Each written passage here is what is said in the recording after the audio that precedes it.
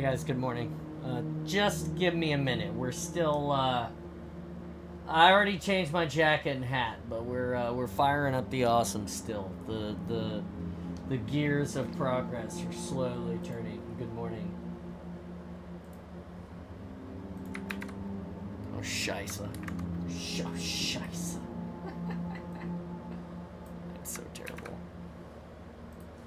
Sorry, I'm trying to put out my announcements, and I copied an empty window, which apparently copies the text exactly, which is nothing, no text to report.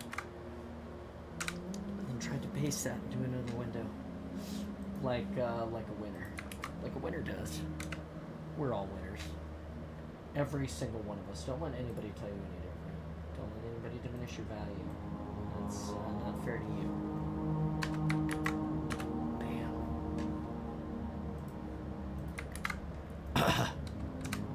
There we go, announcements are out everywhere. It's that easy. It was almost like I could have done it already, but I didn't because, you know, sorry not sorry, I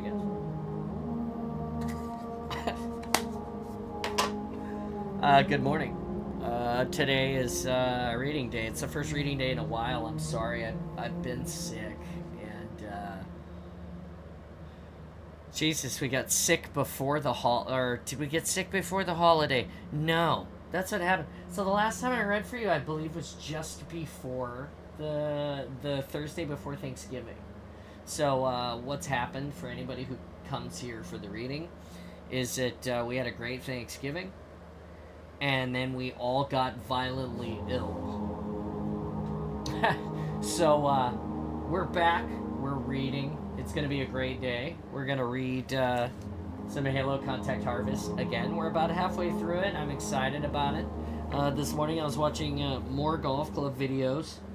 I won't say that I was watching them so much today as I was I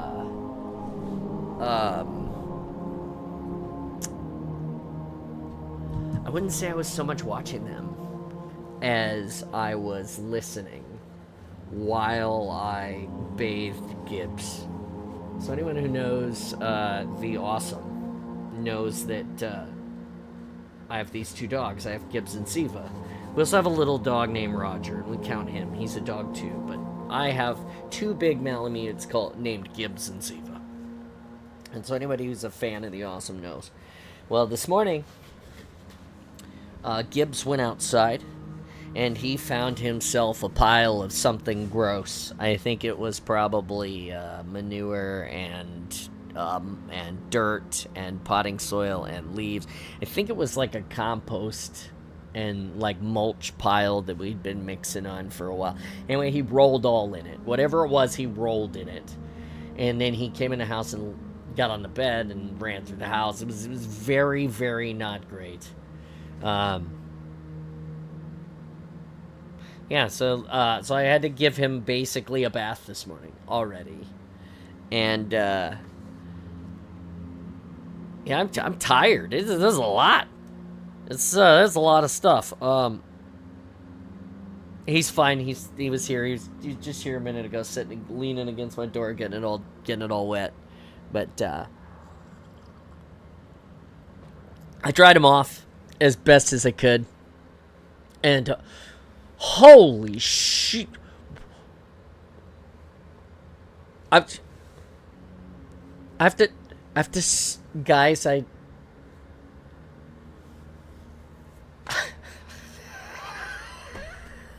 oh my god.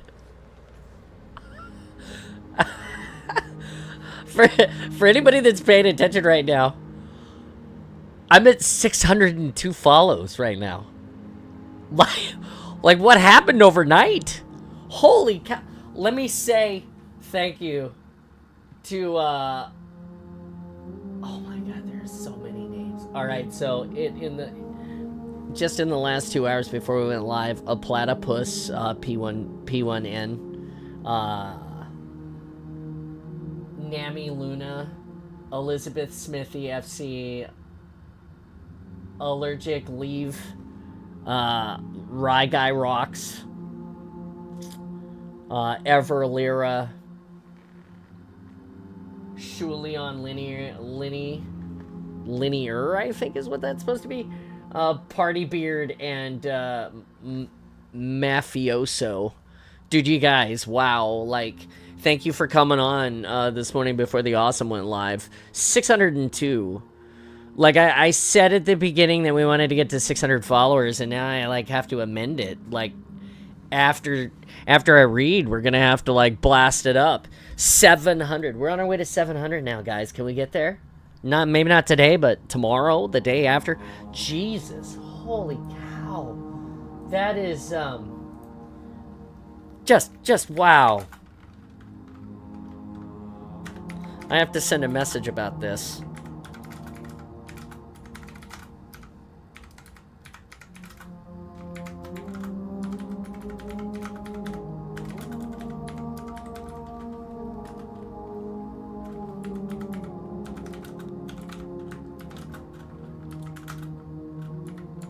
Man, this is so cool.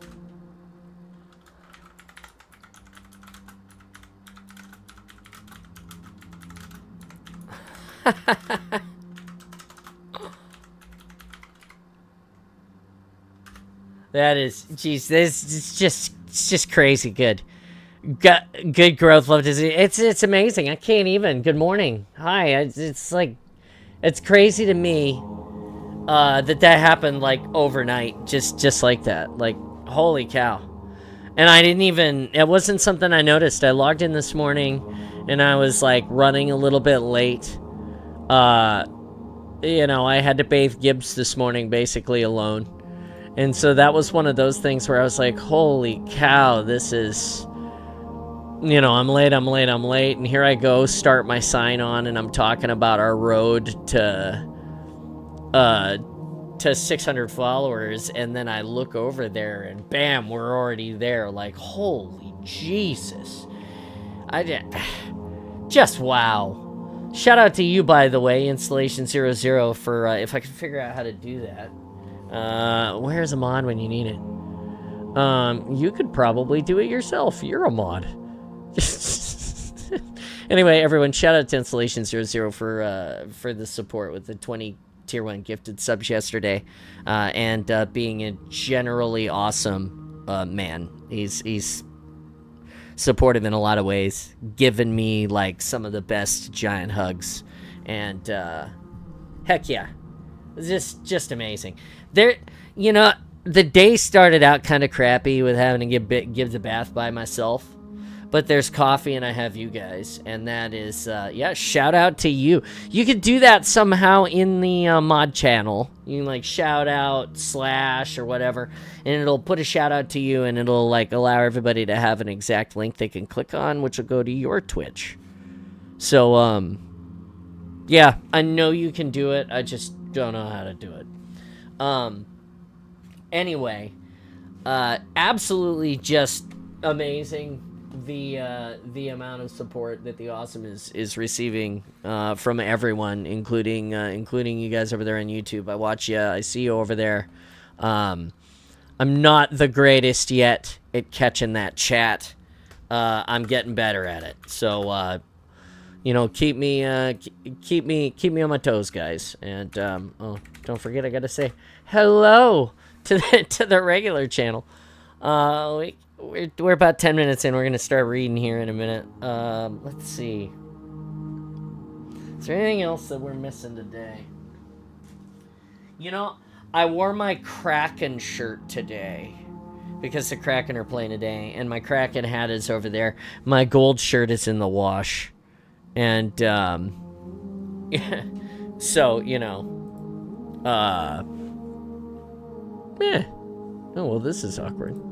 I got the chat says, hey John, consider clipping this moment because the chat is so active right now. And so I go and click on it to clip the moment because the thing told me to do so.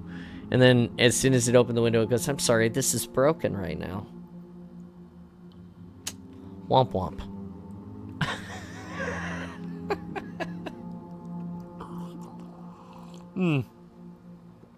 I'll be streaming tomorrow.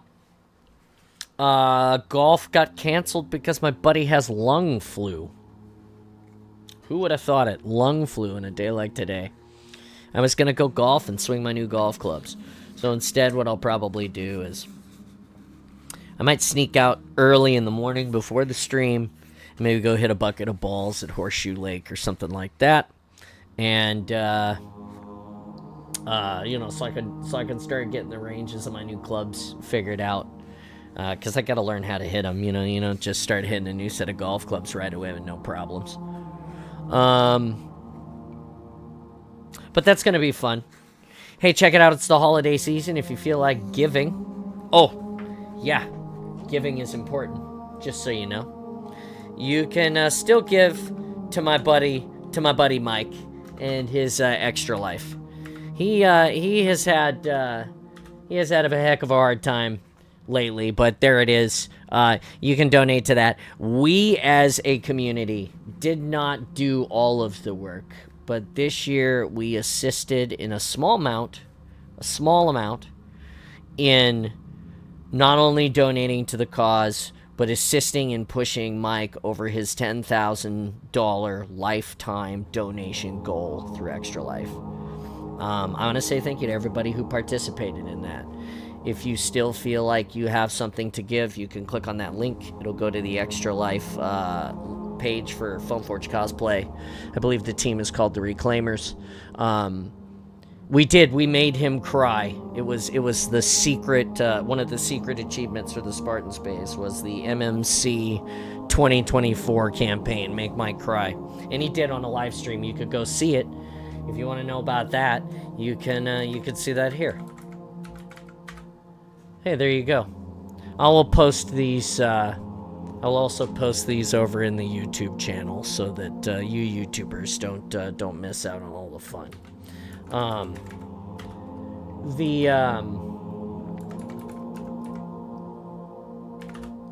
These are the people. You guys can go watch Mike directly. You can also see Chemiship and of course the big guy there, Installation 00. I feel like I should put him in the front, so I'll try to remember to change that later. He's literally one of the biggest supporters here. Let's see. What else did I want to say? Oh, I read a ton of Halo books. You can go find them. You can put exclamation Reach, exclamation Flood, exclamation First Strike, and Ghost of Onyx. We're on our 5th book now. We're halfway through. We're gonna need to start talking about the next book soon. Feels good. I forgot to put the episode number on this reading, so we'll need to edit that for the YouTube channel. Note to self. If you love us, come and be awesome on the Discord. You can click on that link. You have unfettered free access to everybody in the Spartan space, which includes me. Cole Protocol. Do I have that book? I'll have to see. Oh, I do have that book. Again, I have the book in the original small print, which hurts my eyes. I like the bigger printed book. I'm not gonna lie. Age does affect you. Let's see. Anyway, like I said, you can come and find us in the Discord, unfettered access. You can talk to me live and direct. It's the coolest thing ever. Maybe. You get to hear a lot of old, gruntled opinions. Not disgruntled, gruntled. It's different. Check it out. We're 15 minutes in. It's time to get the day started. What we're going to do is we're going to read this book for approximately however long we feel. Usually we go like an hour and a half, hour and 40 minutes, sometimes 2 hours, until I start stuttering all my words and all of that. But here's the bookmark. Someday we're going to learn how to edit this shit ourselves, or we're going to be able to be big enough to pay somebody to edit these for us so that we can just give you the book in book form, and then you can come and find the awesome and listen to me slay and stumble on words and eat invisible food, because, you know, that's different content. Gruntled, like Flip Yap. It's just sort of happy. Or not disgruntled enough to be upset, I guess. Anyway, there's the bookmark. We're going to start the book. If you chat in there, I love it when you guys chat with each other. Again, don't feel bad if I don't answer you during book time. Story time is it's story time. Anyway, so here we go. We're on Contact Harvest. We're going to continue to experience Johnson's perspective of what's going on. And we're going to start on chapter 13. Is the music too loud? Or is it good? Well, if you want to know the music, it's brought to us by Ambient Wonders on YouTube. That's exclamation OST if you would like a link to that. And I'll post that for the YouTubers like this. And we'll post that like this. There you go, guys. Alright, again, bookmark. Back to the book.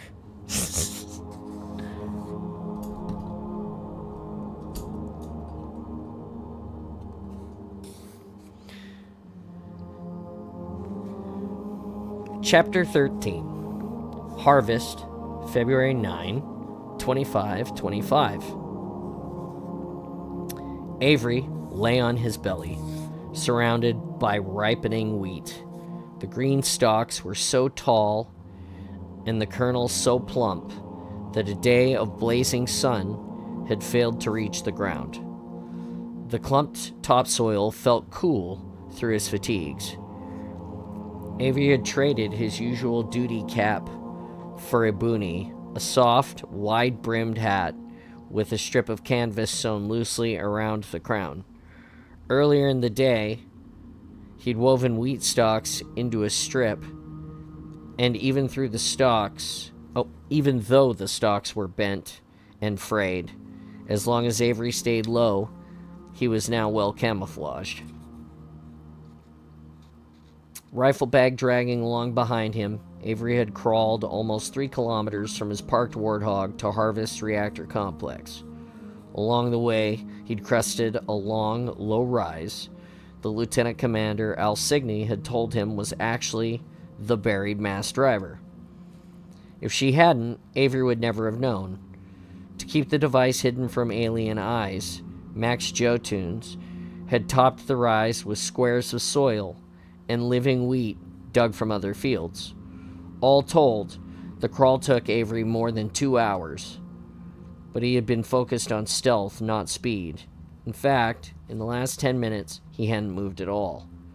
His liveliest aspect was the reflection of the rustling wheat in his gold-tinted shooter's glasses.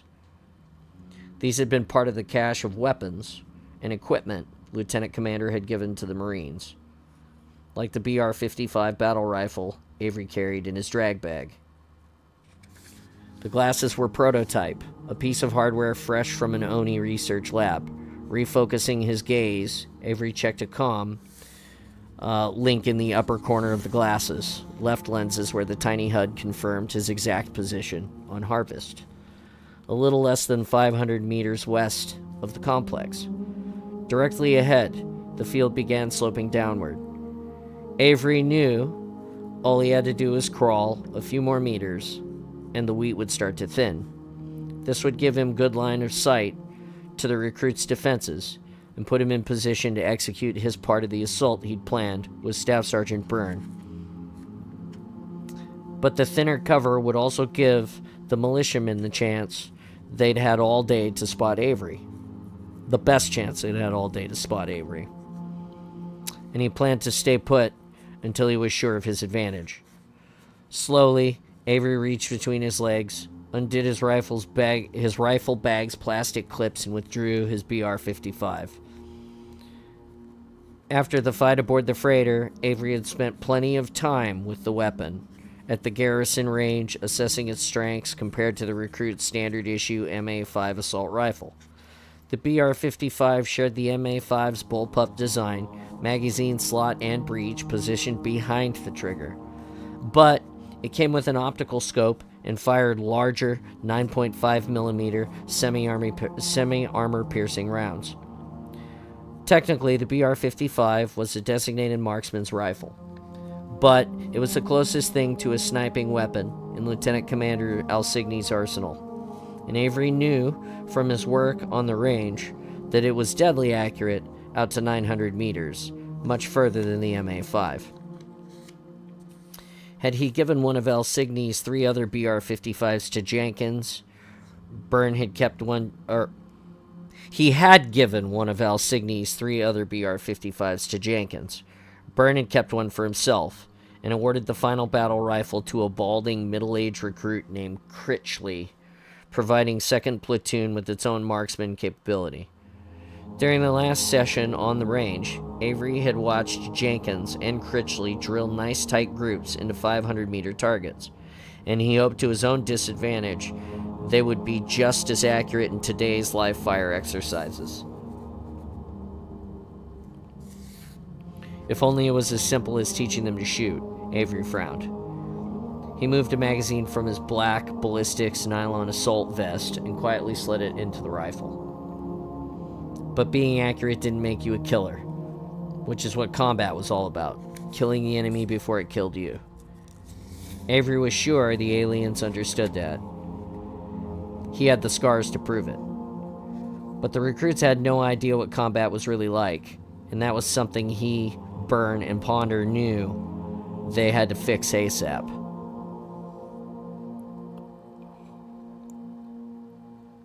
The problem was there were too many things about the aliens the Marines didn't know, and in the end they agreed they would have to make a few basic assumptions about their enemy and their men. If the militia was ever going to put up an effective resistance, first the aliens would return with a larger and more capable force. Second, combat would be terrestrial and defensive. Given enough time, Avery was hopeful the militia could be trained to sustain the guerrilla campaign. But their third and final assumption was that time was a luxury that they lacked. Avery and the others agreed the aliens would be back long before the militiamen learned anything but the basics of small unit combat. Of course, the captain and his staff sergeants told the recruits none of this. Instead, they continued to promote the falsehood of a visiting CA delegation and a possible insurrectionist attack. None of them liked lying to their men, but they calmed their consciences with the knowledge that the recruits would need to master the same ballistic skills, or same basic skills of concealment, coordination, and communication, if they were going to have a chance against their alien foes. Avery heard the distant buzz of electric engines. He glanced over his shoulder. Epsilon Indy now hung so low in the sky that even wearing his glasses, he could only stare at the star for a few seconds before shutting his eyes in a watery wince. Avery grimaced with satisfaction. As he'd planned, any recruits patrolling the complex western perimeter fence would have the exact same problem, and none of them were wearing glasses, which might have been an unfair advantage if Avery and Byrne weren't already outnumbered 36-1. As the buzzing engines drew close, Avery tensed and prepared to slither forward. Keep your eyes open, expect the unexpected, he had warned his platoon. For their sake, he hoped they'd listened, but if they hadn't... "Creeper, this is Crawler," Avery whispered into the throat mic. "Mow them down.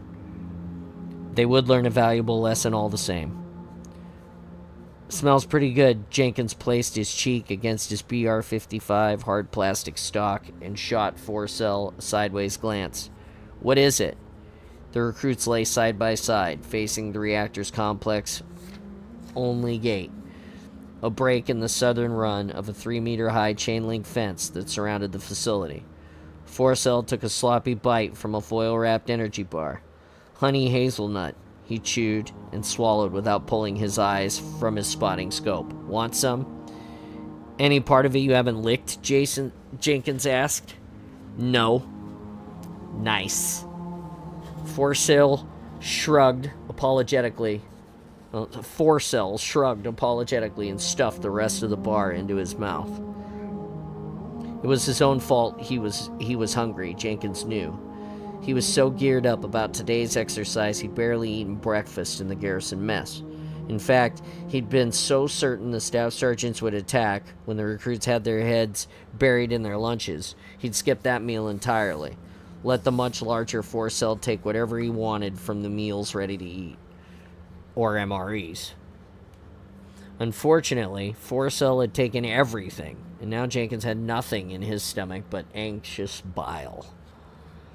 The two recruits wore helmets that covered their ears, swept low over their brows, and were painted to match their mottled olive drab fatigues.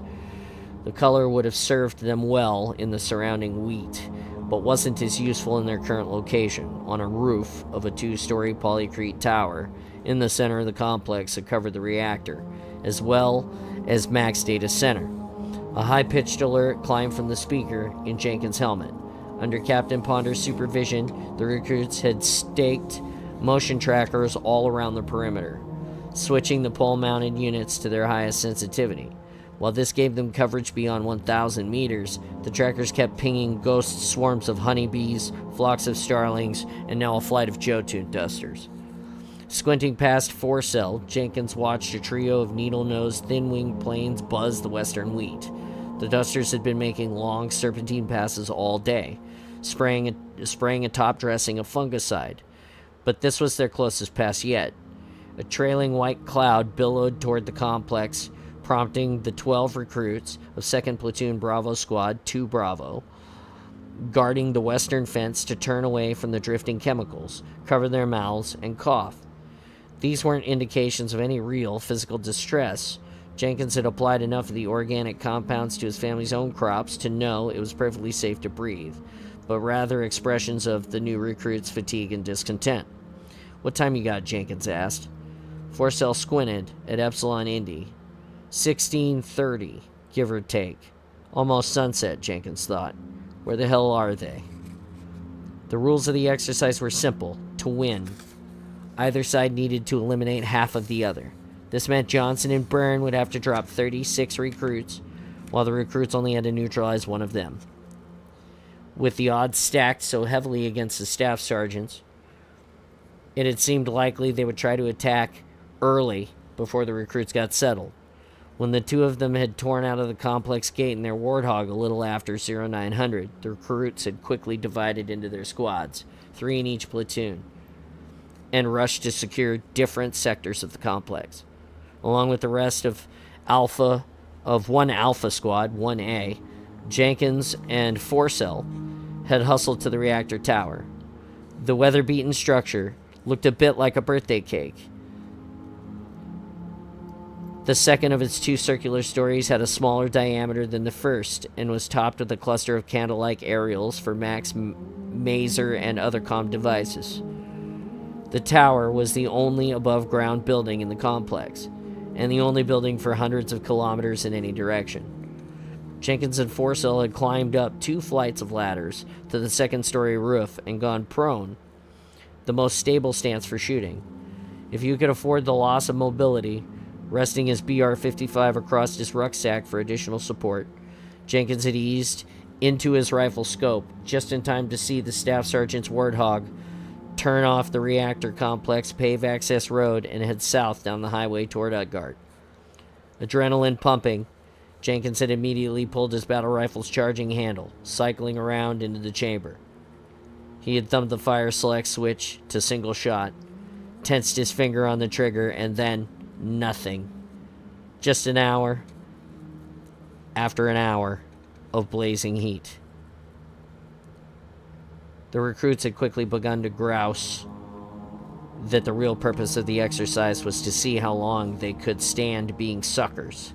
An overweight and outspoken 1A recruit named Osmo theorized that Johnson and Byrne had gone to Utgard for some cold beer in an air-conditioned bar, leaving Epsilon Indy's broiling light to win the exercise for them.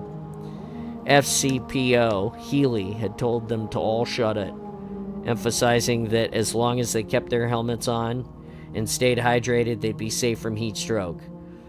For his part, Captain Ponder had remained in his Warthog, parked in the shade of the portable triage tent near the front gate, quietly smoking his Sweet Williams cigars. I actually kind of like this guy. A beer would be nice, Jenkins murmured, listening to the Jota and Dusters. Engines fade. Listening to the Dusters' engines fade. Even though he'd spent the day on his stomach hardly moving, sweat had poured out of him. There were at least 10 empty water bottles scattered between him and Forcell's boots, and Jenkins was still thirsty. Eyes on the big one, Forcell announced, lazily sweeping his scope to the east. Again. Turning to follow Forcell's gaze, Jenkins saw a single Jotun combine, a giant machine painted dark blue with yellow detail stripes. Its 3 pairs of oversized wheels bucked up and down as it rolled over the gentle ridge. Though the combine was at least a kilometer distant, Jenkins had no trouble hearing the low rumble of its 3,000 horsepower ethanol electric engine as it began devouring the wheat on the downslope. The combine had spent all day mowing the eastern fields in wide swaths perpendicular to the complex, shuddering the ground as it neared the perimeter fence. At first, this had unnerved some of the recruits. They'd all seen Jotuns, of course, but what was essentially a 50-meter tall and 150-meter lawnmower triggered a pretty basic urge to flee, even when you knew an AI as capable as Mac had control of its circuits. But now, as the combine again bore down on the complex, the only thing that looked nervous was the wheat. Magnified in Jenkins's rifle scope, the stalks trembled before the whirring tines of the combine's rotary header, almost as if they had some knowledge of their imminent threshing.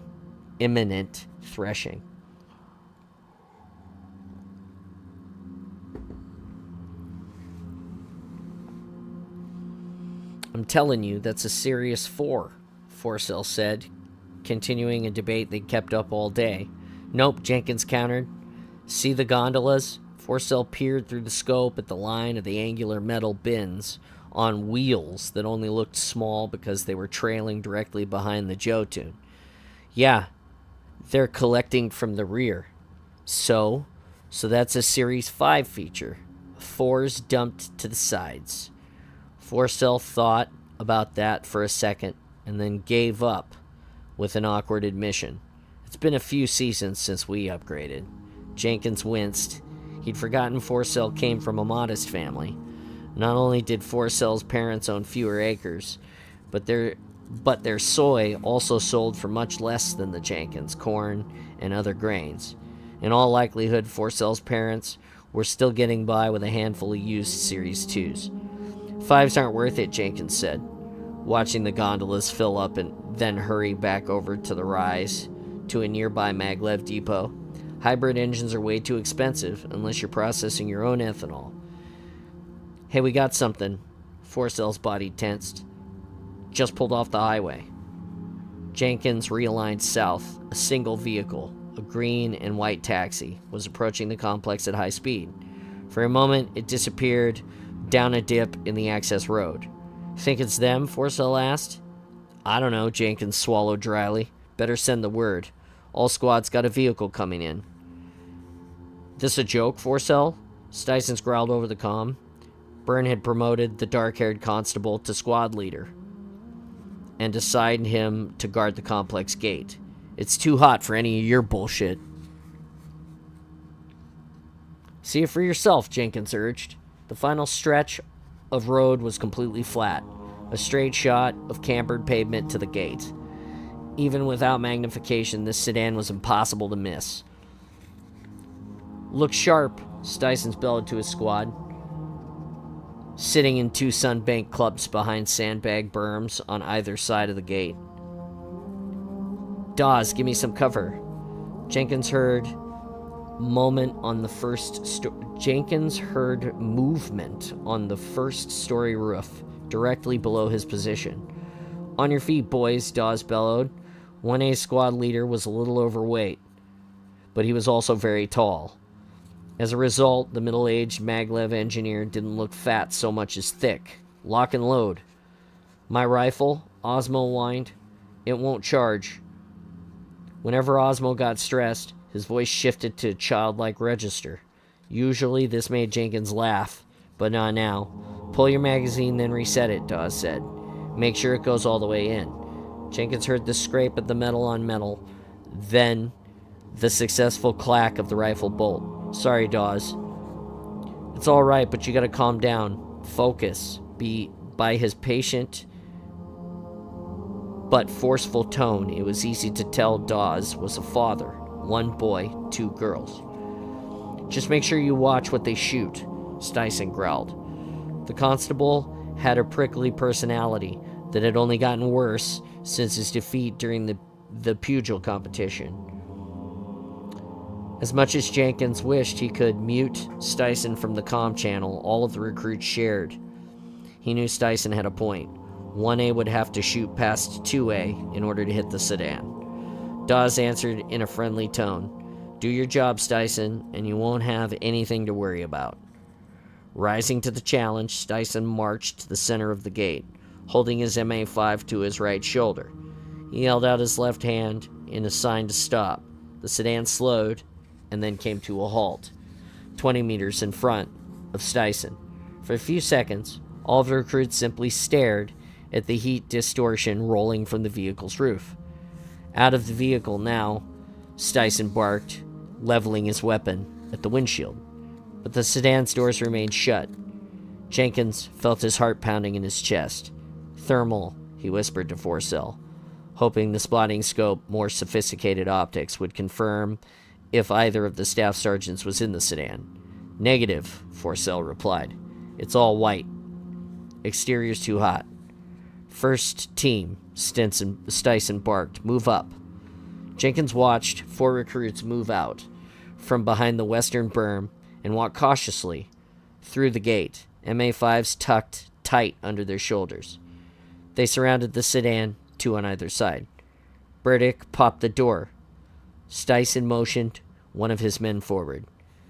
Jenkins drew a breath and did his best to relax into his weapon. As he exhaled, he let the scope-aiming reticle come to rest where he guessed the driver's head would be when he emerged. For some reason, he imagined Staff Sergeant Burns' face grinning in the crosshairs. Burdick reached towards the door release, but just as he did, the sedan's gull-wing doors sprung open. The recruit had a moment to flinch, but not enough time to cry out in surprise as the sedan exploded in a flash of white vapor.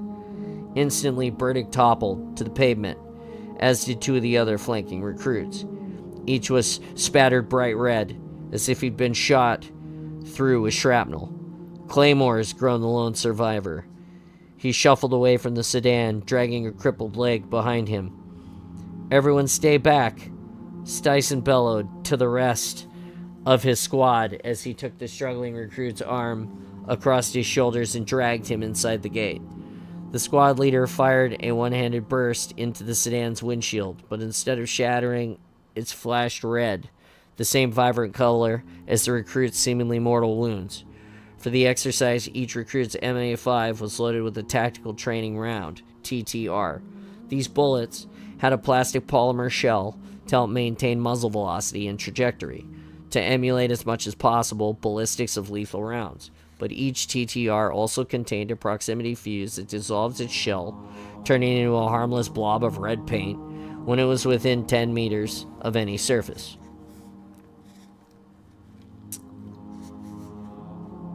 Harmless but not inert, Jenkins reminded himself.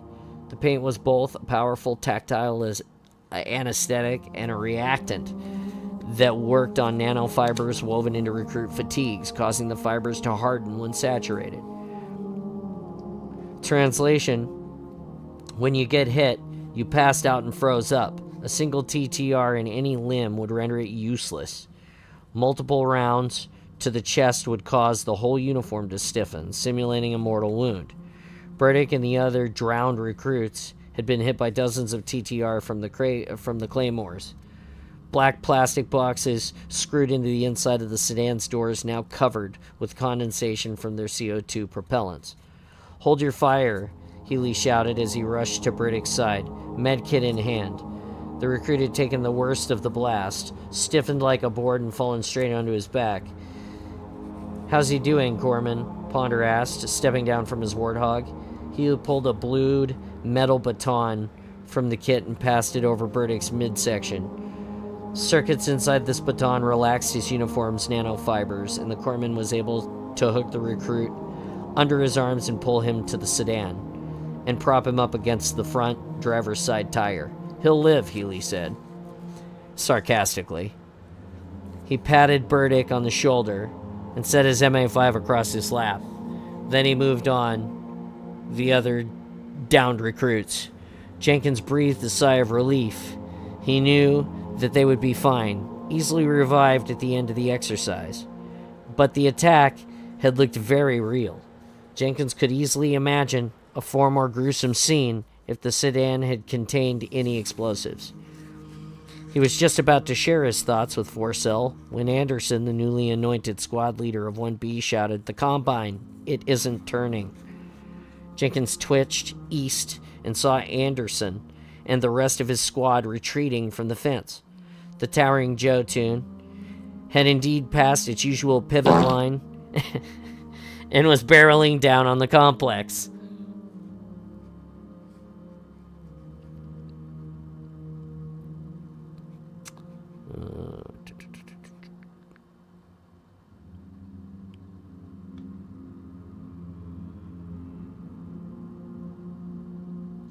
As the Combine reached a thick strip of clay that edged the field, its rotary head bit into the hardened soil and locked with an audible snap of timing belts. But the Jotun wasn't phased. It simply raised the disabled header on its hydraulic arms and kept on rolling towards the fence. Steel poles and galvanized chain link crumpled under the Combine's first pair of tires, then twisted around the axles. The fencing sparked against the machine's underbelly and it came to a halt, half its length inside the complex and half out. By that time, the Jotun was covered in TTR. The recruits hadn't spotted either staff sergeant, but they hadn't stopped them from laying on their triggers in uncontrolled panic. In the confusion, no one noticed the grenade lofting toward the reactor tower. "Get down," Dawes yelled, but it was too late. Jenkins barely had time to duck his head behind his rucksack before the grenade burst. He heard TTR splatter the wall below him, and he knew even before Osmo spoke that most of 1A was gone. "They got Dawes," Osmo wailed. "They got me." Risking exposure, Jenkins slunk forward and peered down at the first-story roof. Dawes was unconscious, as were most of the other 1A recruits, but Osmo himself was fine, lying face down, hands clasped over his helmet. He didn't notice that the numbness of his legs was simply the result of another recruit's collapse across them. "You're fine, Oz," Jenkins shouted over the frantic chatter of the rest of the militia company MA5s. "Sit up." And at that moment, 3 TTRs broke against the first-story wall right below Jenkins's head and burst from a battle rifle. "Burn! He's on the Combine," Forcell shouted. If Jenkins had tried to crawl back to his ruck, he would have gotten shot. But some previously unknown instinct took over as Jenkins instead brought his battle rifle up, spotted Byrne hunkered between the first and second body segments, and opened fire. Even though his shots went wide, they prompted the staff sergeant to abandon his already precarious precision.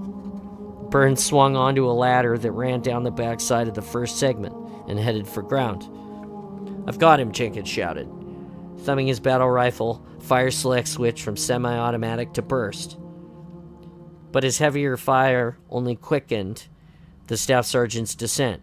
Byrne grabbed the ladder stiles and slid down without bothering to toe the rungs. When his boots hit the asphalt, Byrne rolled between the Jotun tires. From there, he had good, if temporary, cover from Jenkins' battle rifle, as well as the crossfire from Anderson and Stixon's squads. "Like hell you do," the 2A squad leader shouted as TTR from Byrne's battle rifle sprayed the sandbags near the gate. Critchley, Styson's commanded, "Come to front." Jenkins grit his teeth. He didn't appreciate Styson calling him out in the open calm, and besides, Critchley and his spotter were set up on the northern edge of the first-story roof and were supposed to be watching Jenkins's back. "I said I got him," Jenkins retorted, drilling a burst against the Jotun's tire. "Shut it, Jenkins," Styson roared. Critchley responded. Critchley respond, but the second platoon marksman didn't say a word. "Forcell, check your comm," Jenkins shouted. Each recruit's comm pad was constantly monitoring his vital signs. If one of them went down, the loss registered on the local network. "Critchley's gone," Forcell replied, voice shocked. "So is all of 1C. "What?" "We've lost everyone on the western fence." Jenkins saw Burns' battle rifle flash from the shadows beneath the Jotun. One of the 1A recruits screamed as he fell. "That's got to be close to 30 casualties," Jenkins thought grimly. He squeezed off 2 more bursts and then rolled to his side and swapped magazines. Styson were heading for the back. "No, goddammit," Styson cursed. Then to 2C squad leader, tasked with guarding the northeast corner of the complex. "Hable, shift west. It's got to be Johnson." Just hearing his staff sergeant's name made Jenkins' stomach churn. He and the rest of the recruits had spent the day belly aching about the heat, unaware they'd be resting between the jaws of a well-set trap. Now with Byrne firmly entrenched and Johnson pressing, it was only a matter of time before the recruits were crushed. "Oz," Jenkins asked, rising to a knee, "you still kicking?" "Yeah. You've got good height. You can keep Byrne pinned, but just do it, Osmo." Jenkins tapped Forcell on the shoulder. They locked stares, and Jenkins knew Forcell was thinking the exact same thing. "When you're caught up in a trap, fight your way out, Styson," Jenkins announced. "First marksmen are on the move." From the top of the rise, Avery had a panoramic view of the complex. Critchley and his spotter were an easy shot, and he'd waited for Byrne to crash the fence and draw the recruits' attention before he fired twice, hitting both recruits in the sides of their heads. Circuits in their helmets registered the lethal headshots and instantly froze their uniforms. In the general clamor of automatic weapons fire, Avery was confident none of the other recruits had heard his shots ring out. He also bet none of the militiamen would bother to check their motion trackers now that the device signals had been thoroughly confused with the cloud of fungicide. The chemicals had coated Avery in a fine white powder as they settled into the weeds, and he looked almost comical as he rose from the field, as if some unseen prankster had loosed a giant bag of flour overhead. But there was nothing humorous about Avery's intent. He planned to drop every recruit guarding the western fence before they stopped thinking about Byrne and remembered to watch the perimeter. As Avery ran down the rise, battle rifle up, and plump Colonel batting at his elbows, it struck him that this was the first time since Trebuchet that he'd fired on a human being. This was different, of course. It was an exercise with practice ammunition, but Avery couldn't help noticing how easy, how automatic it was for him to put someone in his crosshairs and pull the trigger. This was just good training. Avery knew, and while he wasn't always happy with the way he'd put his skills to use, he was determined to pass them on, instill them in his men, the same confidence, the lack of hesitation. In the fight to come, they would need both to stay alive. Avery heard a grenade go off.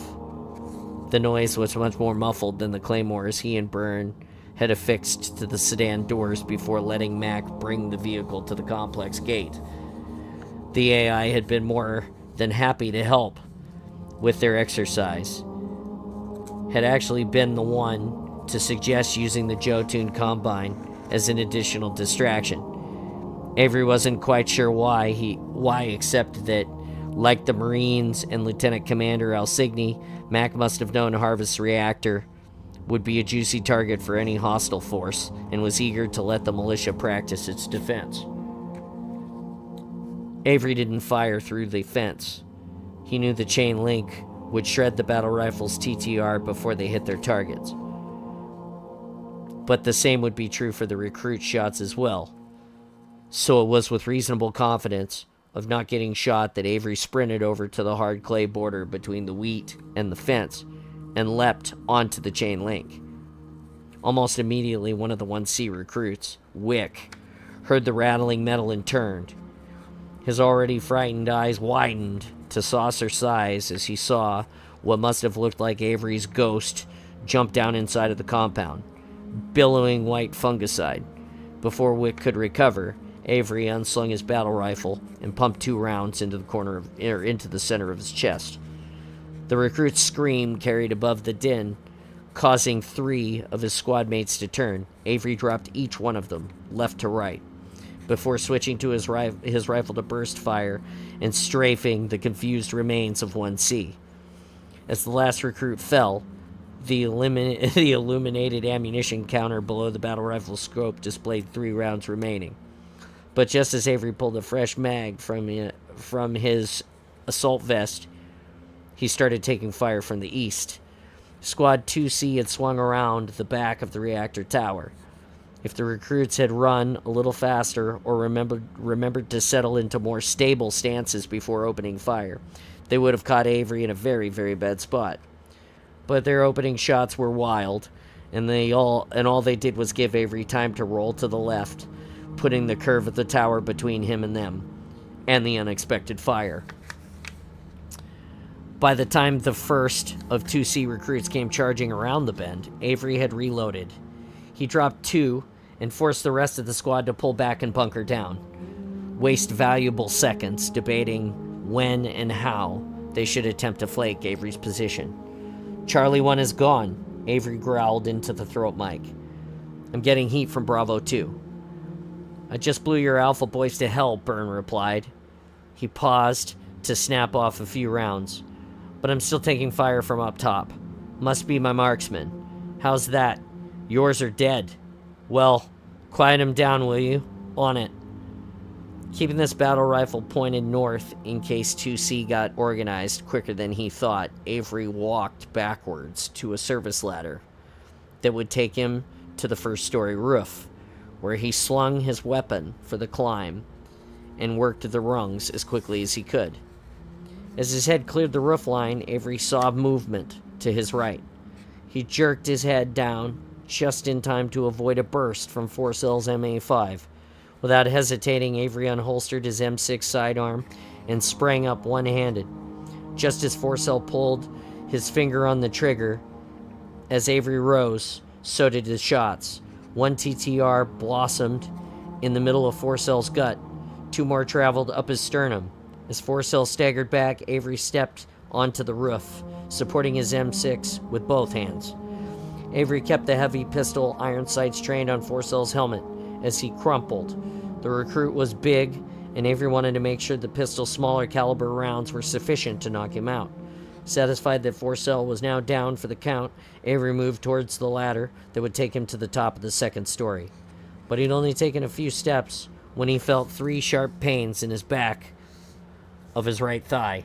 Fueled by adrenaline, Avery spun around in rapidly deadening leg and returned fire on a target that he only recognized as Jenkins after his rounds were on their way. As Jenkins jerked back around the curve of the second story wall, Avery guessed correctly that the recruits had jumped down on opposite sides of the tower and waited for him to ascend. Not a bad plan. Avery grimaced as he hobbled against the wall.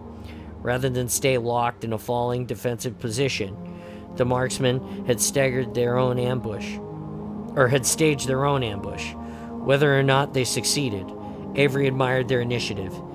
He jerked his M6 up and down, disengaging its half-spent magazine. Then he reloaded he reloaded and thrust the pistol straight out from his body along the wall. But just as Jenkins stepped into view and Avery's finger tensed on the trigger, Captain Ponder's voice boomed over the comm, "Cease fire, cease fire." For a moment, the staff sergeant and his recruit remained frozen, each holding the others dead to rights.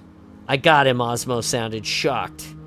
Then, warming to his unexpected success, I got him. Staff Sergeant Byrne, you have been hit. Ponder confirmed. Final score 34-1. Congratulations, recruits. A chorus of weary cheers flooded the comm. Spatter off the tire, Byrne growled over the staff sergeant's private channel. Bloody TTR. Then, over the comm, Healy, bring me that damn baton. Avery lowered his pistol and relaxed against the wall. Epsilon Indy was dropping towards the gentle curve of the horizon. The tower's lackluster tan polycrete took on a warm yellow glow now, even as it shed its accumulated heat. Jenkins grinned. Almost had us, Staff Sergeant. Almost, Avery smiled. And not just to be polite. Other than basic maneuvers around the garrison, this had been the recruits' first live-fire exercise. They'd had no idea what the staff sergeants were going to throw at them, and Jenkins and Forcell's performance gave Avery hope that with enough time, his recruits just might make decent soldiers. Staff Sergeant Ponder's voice crackled in Avery's earpiece. His congratulatory tone was gone. Just got word from our local DCS representative. Avery read between the lines, Lieutenant Commander Alsigny. His spine stiffened to match his leg. The delegates we were expecting, Ponder continued, they're here, and they brought a much bigger ship.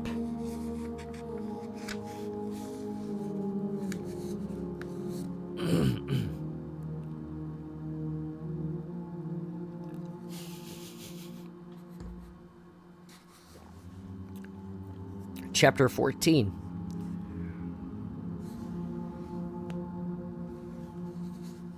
Rapid Conversion Reliquary System. Dadab raised his knobby arms above his head and grunted enthusiastically. The age of reclamation. Out of the corner of his eye, he could see Rapid Conversion Security Officer Tartarus keeping watch near one of the feasting halls, sputtering oil lamps. Not wanting to risk offense, Dadab made sure his feet stayed clear of the shards of the Forerunner alloy that formed the final ring of the hall's mosaic. Salvation and, he prompted.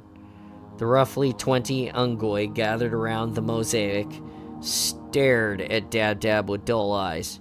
Tartarus crossed his arms and loosened an impatient huff. The journey, Dadab said, flourishing his stubby fingers. Despite his mask, his voice still echoed grandly around the hall. These are the ages of our covenant, the cycle we must complete again and again as we strive to follow those who walk the path.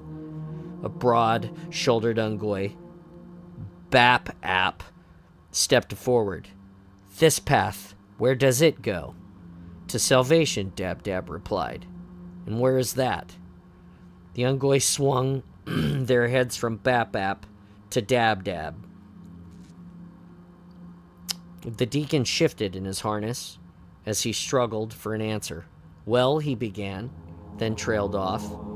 It took him a moment to recall what he needed. A word he had heard in seminary, used by one of his San Shayun teachers in response to a similarly thorny question. During the pause, an Ungoi named Yul idly scratched his hindquarters with a finger and offered it to another Ungoi to smell. I'm afraid, Dadab said with as much gravitas as he could muster, the answer is ontological. He had only a vague idea what that word meant, but he liked the way it sounded. And evidently so did the Ungoi, because they all grumbled happily into their masks as if that was exactly the answer they'd expected. Babab seemed especially pleased. Ontological, he muttered to himself. Tartarus' signal unit emitted a short, sharp tone. Our jump is almost complete, the security officer said. To your posts. Remember, Dadab called after the Ungoi as they trotted for the exit. The path is long but wide. There's room for all of you, so long as you believe. Tartarus snorted. The Jiralhanae was dressed in bright red armor that covered his thighs and chest and shoulders.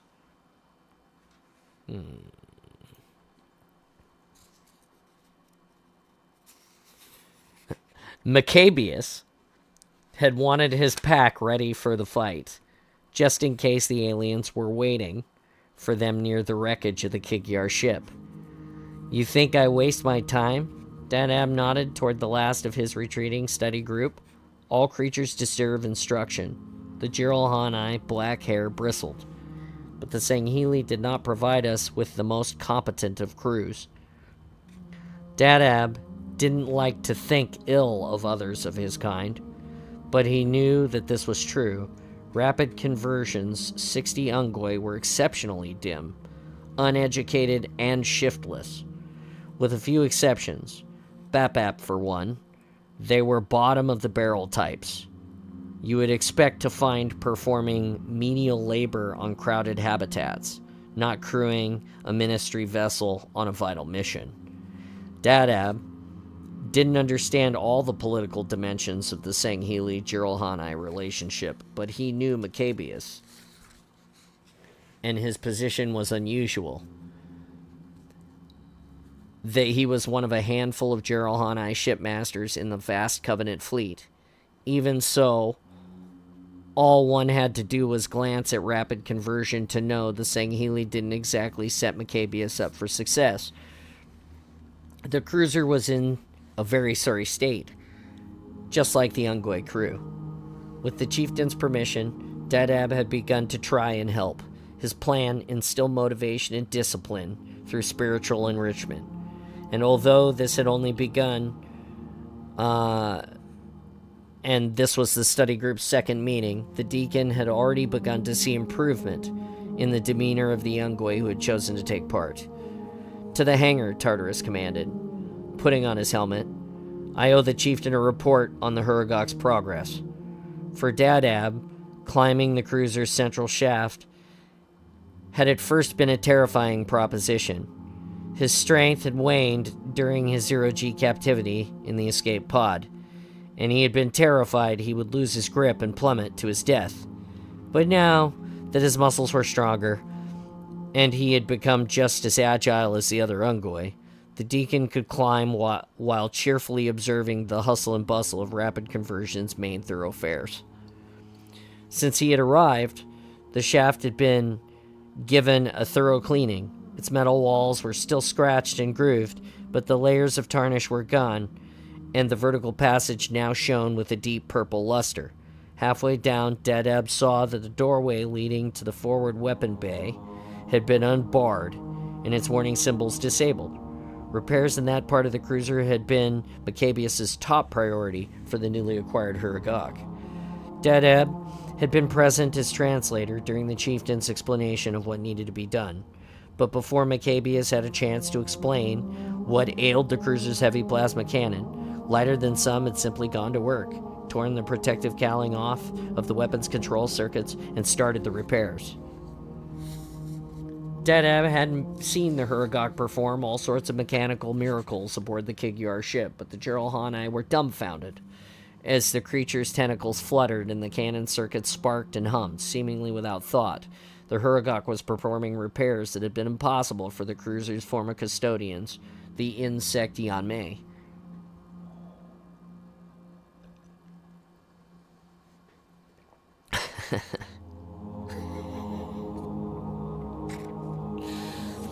After seeing what Lighter Than Some could do, Maccabeus relieved the winged creature of all but their most menial responsibilities.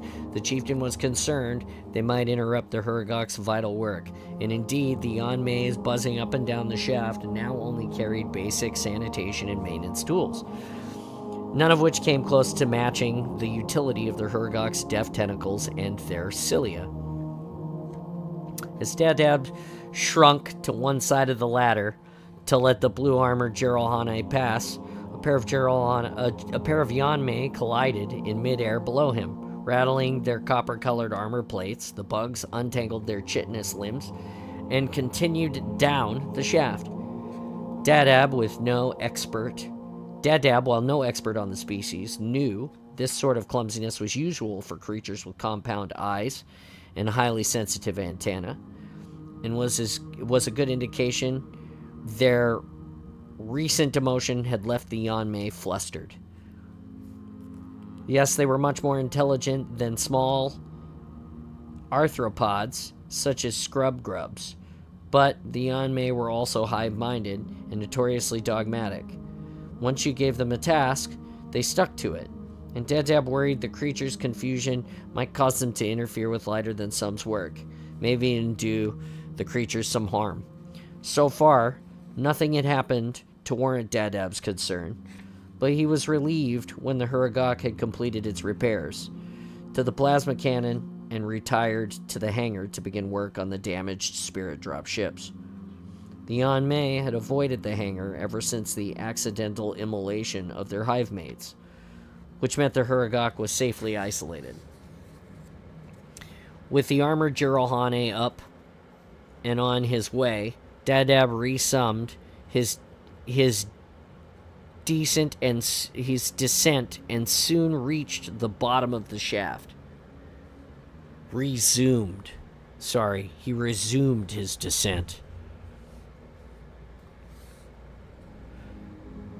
Trotting quickly to keep up with Tartarus and his long strides, he hurried to the far end of the hangar where Lighter-than-Some had built a temporary workshop inside a damaged Spirit 2 battered base.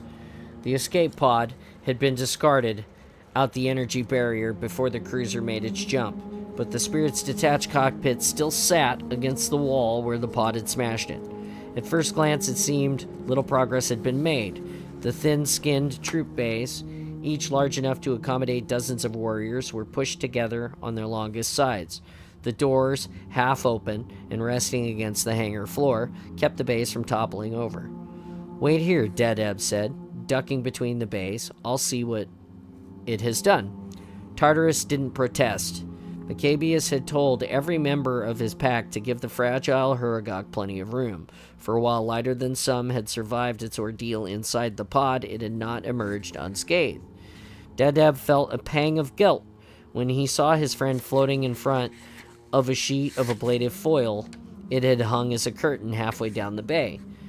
The sack that had produced all of the life-saving methane was horribly distended.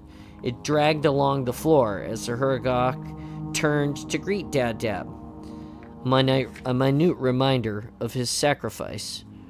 "How are you?" Dab signed.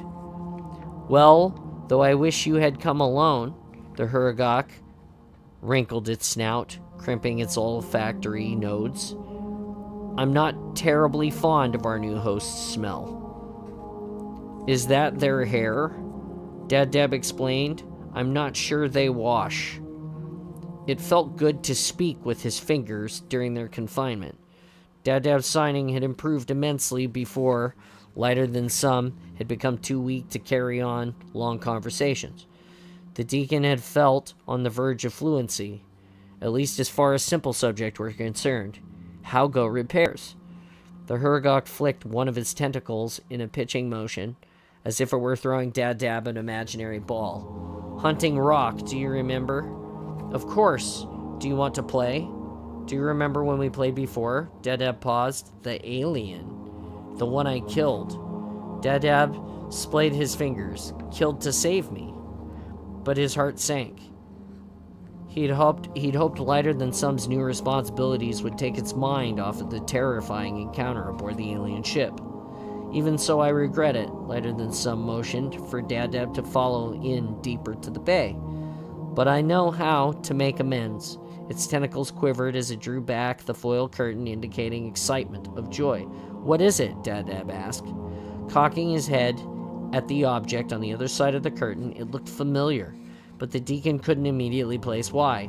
"A peace offering, proof of our good intentions. You made one of their machines."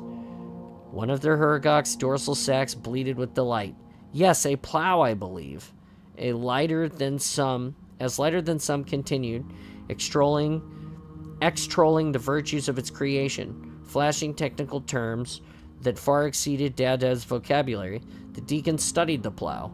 It was, of course, much smaller than the machine they discovered in the second alien ship, but was still obviously designed for prepping soil for seed. The plow's dominant feature was a metal wheel mounted with earth-tilling tines that doubled as its propulsion system. Where did the Hurgok get that? Dab wondered. An instant before he noticed that, two of the troop bay's trapezoidal support ribs had been removed. Lighter than some had bent the ribs round and fused them together. And it must have done so recently because the bay still carried the sharp, sweet smell of the flux that Yanmei used in their portable welders. One of which the Hurgok must have borrowed for its project. Extending back from the wheel was the beginnings of the chassis.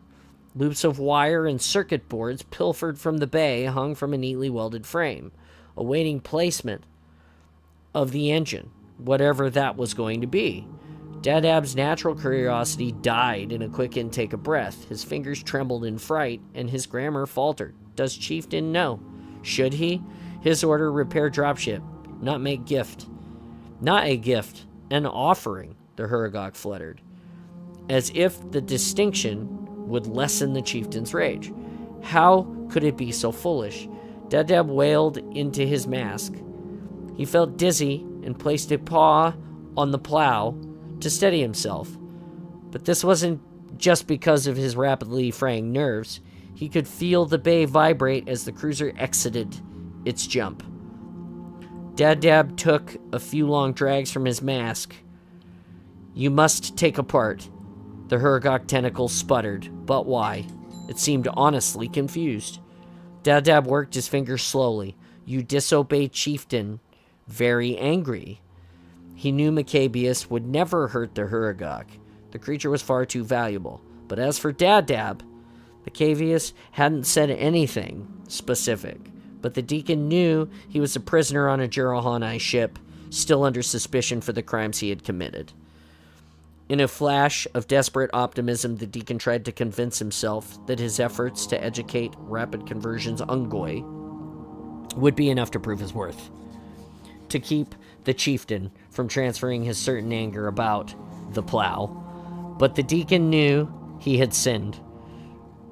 He would be punished, if not by Maccabeus, then by the ministry of the prophets, when the Jiralhanae mission was complete.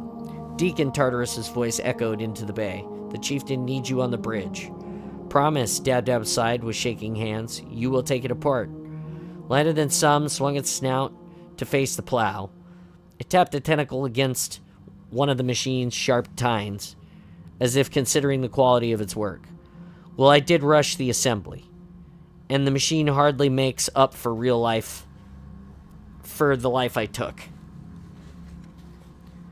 Deacon, the chieftain insists. Fix, Dadab signed as he backpedaled through the curtain and out of the bay. When will the dropship be ready to fly? Tartarus asked, heading back to the shaft. The Hurgok has hit a minor snag. Dadab was glad the Jiralhanae had taken the lead, had his back turned to him. Otherwise, he would have known Dadab was lying, just by looking at the darting eyes. But I know it will make things right just as quickly as it can. Rapid Conversion's bridge was located halfway up the shaft, toward the prow, as far from the outer hull as possible. A placement that made it invulnerable to all but the most devastating of attacks. As Dadab scampered inside, close on Tartarus's heels, he noted that the bridge was, while not as roomy as the Jiralhanae feasting hall, large enough to accommodate the entire pack. All were present. Most hunched over workstations protruding from the bridge's reinforced walls. These were filled with holographic switches that flickered against the Jiralhanae's blue armor. Like Tartarus, they were girded for a fight. Maccabeus stood before the bridge's central hollowed tank, his paws knuckled against its smooth metal railing. The chieftain's armor was colored gold, but made of a much stronger alloy. Vorenus and another Jiralhanae named Licinus, Licinus, flanked him, and their jutting shoulder plates kept Dadab from seeing whatever the tank had on display. Dadab bowed, touching his knuckles to the bridge's grooved metal floor. It vibrated in time with the cruiser's jump drive. Idling many bridge lengths to stern, ever mindful of the Vice Minister of Tranquility's desire for caution, Maccabeus had kept the drive hot in case they needed to beat a hasty retreat from the alien system. "Come forward, Deacon," Maccabeus said, catching a faint whiff of methane. Dadab righted himself and followed Tartarus to the tank. "Make room," Tartarus growled. "Step aside, Vorenus." Tartarus gave the taller, tan-haired Jiralhanae a cuff. "Pardon me," Dadab gulped. "Excuse me." His conical tank made sidestepping impractical, and as he pushed past Vorenus toward the railing, his tank clanked against Jiralhanae's armored thigh. To Dadab's relief, Vorenus was so transfixed he didn't even notice. Incredible, isn't it?" Maccabeus said. "Yes, incredible," Dadab said, peering into the tank below its railing. "Such enthusiasm, Deacon. My apologies, Chieftain. It's just that I have seen it before. Aboard the Kigyar ship." "Ah, of course." Maccabeus adopted an ironic tone. "After all, this is only what?" He nodded toward the glowing representation of the alien world, its surface covered with insistent reclamation glyphs, a few 100,000 luminations. The truth was, Dadab was still preoccupied with the Huragok's disobedience. And to make matters worse, the bridge was thick with Jiralhanae's powerful sense. The excited odors had permeated his mask membranes, and Dadab was starting to feel a little sick. "The numbers are impressive," Dadab choked back a bitter surge. "Impressive, unprecedented," Maccabeus boomed. Then his voice, a low growl. "Very well, tell me what you think of this." He jabbed a knuckle into a hollow switch embedded in the railing, and the image of the alien planet faded, shrunk to a much smaller size as the holotank's perspective shifted to a wider view of the system. Dadab saw an iconic image of the cruiser just outside of the planet's orbital path and a safe distance from what a flashing red triangle indicated a potential hostile contact. "It was waiting for us," the chieftain growled, "near the remains of the Kigyar ship." He pressed another switch, and the holotank zoomed into the contact, bringing it into focus. The design matches the ships the Kigyar raided," Dadab explained. "Cargo freighter, nothing more." "Look closer," Maccabeus rumbled.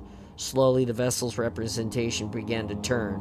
Rapid conversion sensors had made a detailed scan, and Dadab could see the freighter's blackened hull had been deeply etched, creating patterns in the bright metal beneath.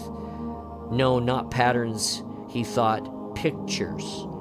Each of the vessel's 4 lateral sides displayed a different stylized image of the aliens and the Kigyar. In the first picture, one of each creature aimed weapons at each other. The alien held some sort of rifle, the Kigyar a plasma pistol. In the second, the alien had dropped his rifle and held a handful of round objects that looked like fruit. In the third image, the Kigyar had cast aside its weapon to accept the alien offering. And in the fourth, both creatures sat in what appeared to be an orchard. The alien held a basket of fruit, and the Kigyar was calmly making its selection. "A peace offering," Dadab said excitingly. "They do not wish to fight."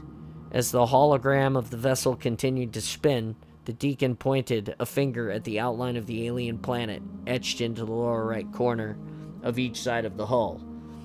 2 cross lines marked a point at the middle of the world's singular land mass, a little below the equator, and I believe this is where they would like to meet us. "Apparently at dawn," Maccabeus said, increasing the tank's magnification.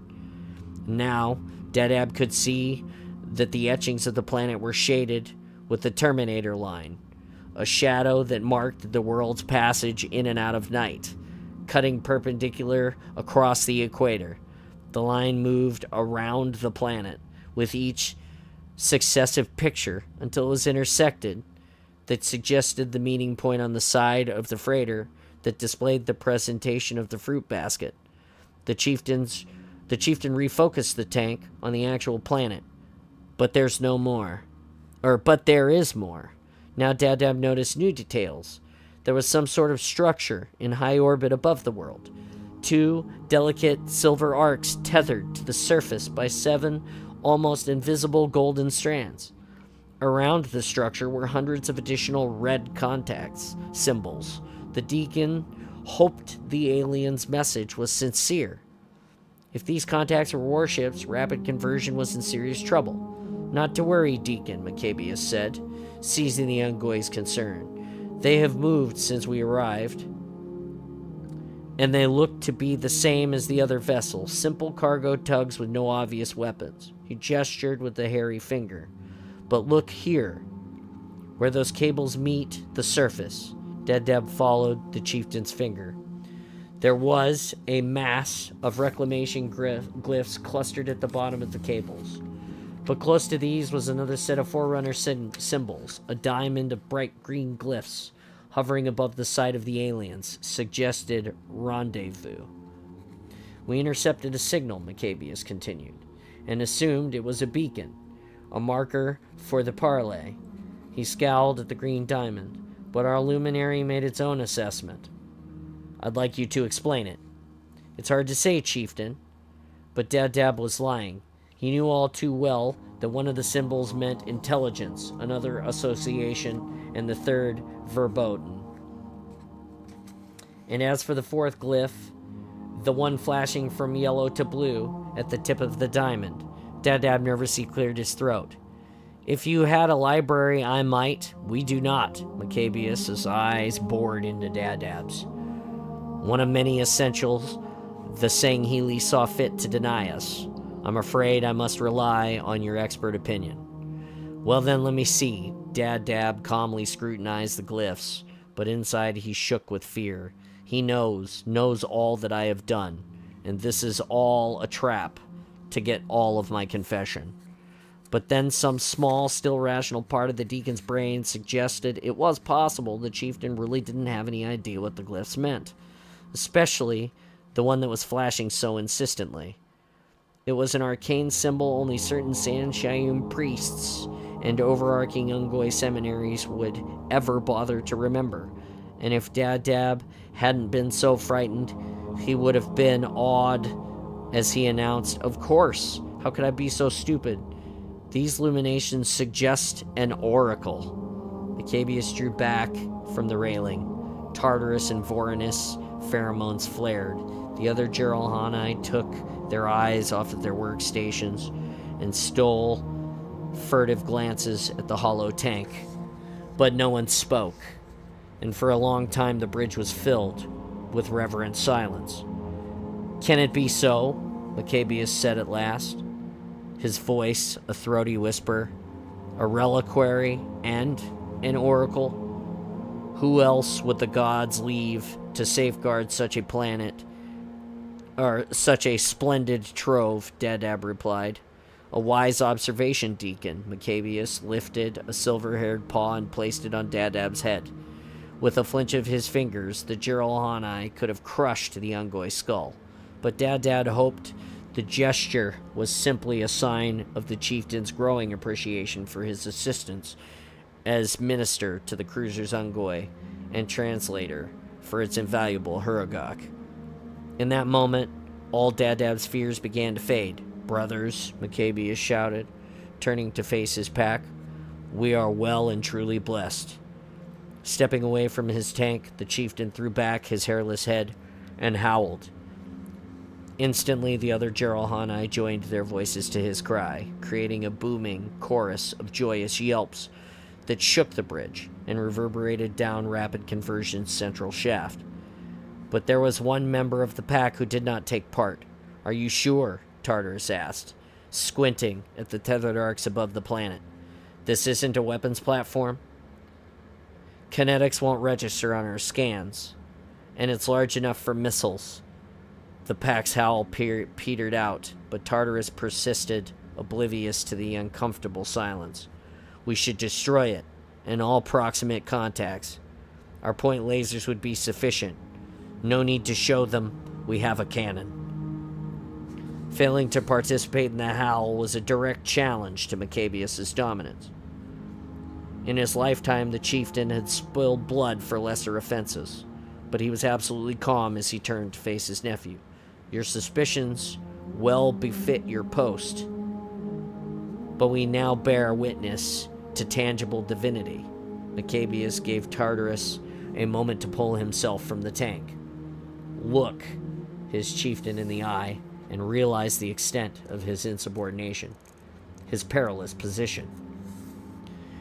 If there is an oracle on this world, nephew, shall we meet its call for peace with violence? No, uncle, Tartarus replied. No, chieftain. Maccabeus flared his nostrils. The younger Geralhani's angry scent was fading, and his willful glands were now producing the unmistakable scent of submission. Then let us keep our weapons stowed, the chieftain placed both paws on Tartarus's shoulders and gave him a loving shake. We shall give these aliens no reason to fear us, no cause to secret what we seek. With that, the chieftain began another howl. This time Tartarus was quick to join in. And before Dab knew it, he was whooping along with them, his thin lips puckered inside of his mask. The deacon wasn't so foolish to think he had somehow become a member of their pack. He would always be an outsider, but he was the cruiser's deacon, and this was cause for celebration. In spite of all of his missteps, and in opposition to his fears, Dab had finally found his calling, his ministry, and his flock. Chapter 15. Harvest, February 11, 2525. Avery had always preferred to operate before first light. Something about the inevitability of sunrise heightened his senses, made him more alert. Breathing in the cool air of a soon-to-be hot and humid day, Avery wondered if the aliens shared his preference. Exhaling, he hoped they didn't. Today was supposed to be a peaceful parlay, but in case things went bad, Avery wanted every advantage he could get. You tired, Osmo? No, Staff Sergeant. You keep yawning like that, I'm gonna pull you off the line. Yes, Staff Sergeant. The militia was gathered in Harvest Botanical Gardens, the planet's largest park after Utgard's Mall. Located about 150 kilometers southeast of the capital city, the gardens were the most remote and yet still stately location Lieutenant Commander Alsigny could find. If it were up to Avery, he'd have moved the meeting further away, not just from Utgard, but from any population center. But Governor Thune had been willing to trade the small risk of civilian observation for the scenic grandeur he deemed necessary for humanity's first formal meeting with alien beings. And Avery had to admit the gardens were plenty grand. The park stepped down to the Bifrost in 3 landscape tiers, the lowest of which was a broad lawn of close-cropped grass that grew right up to the precipice. Here, the Bifrost bulged into an unusual promontory, Promontory, promontory. A spur of windswept limestone that provided panoramic views of the plain of Ida. To the north of the promontory was a spectacular waterfall, the abrupt end of the Mimir River that started in the Vigrand Highlands and cut just to the south of Utgard. The Mimir's clear water tumbled down the escarpment to the escarpment, to the murky, slow-moving Slitter, a river that followed the contours of the Bifrost and drained into Harvest's South Sea. Standing in the middle of the lowest tier, Avery couldn't see the falls past the border of the magnolia trees, but he could hear them. Water crashing against rock like an endless peal of thunder. Reveille for a world not yet awakened to its peril. Avery scanned the faces of 1st Platoon's Alpha Squad. The 12 recruits stood in 2 lines on opposite sides of the large X of landing lights.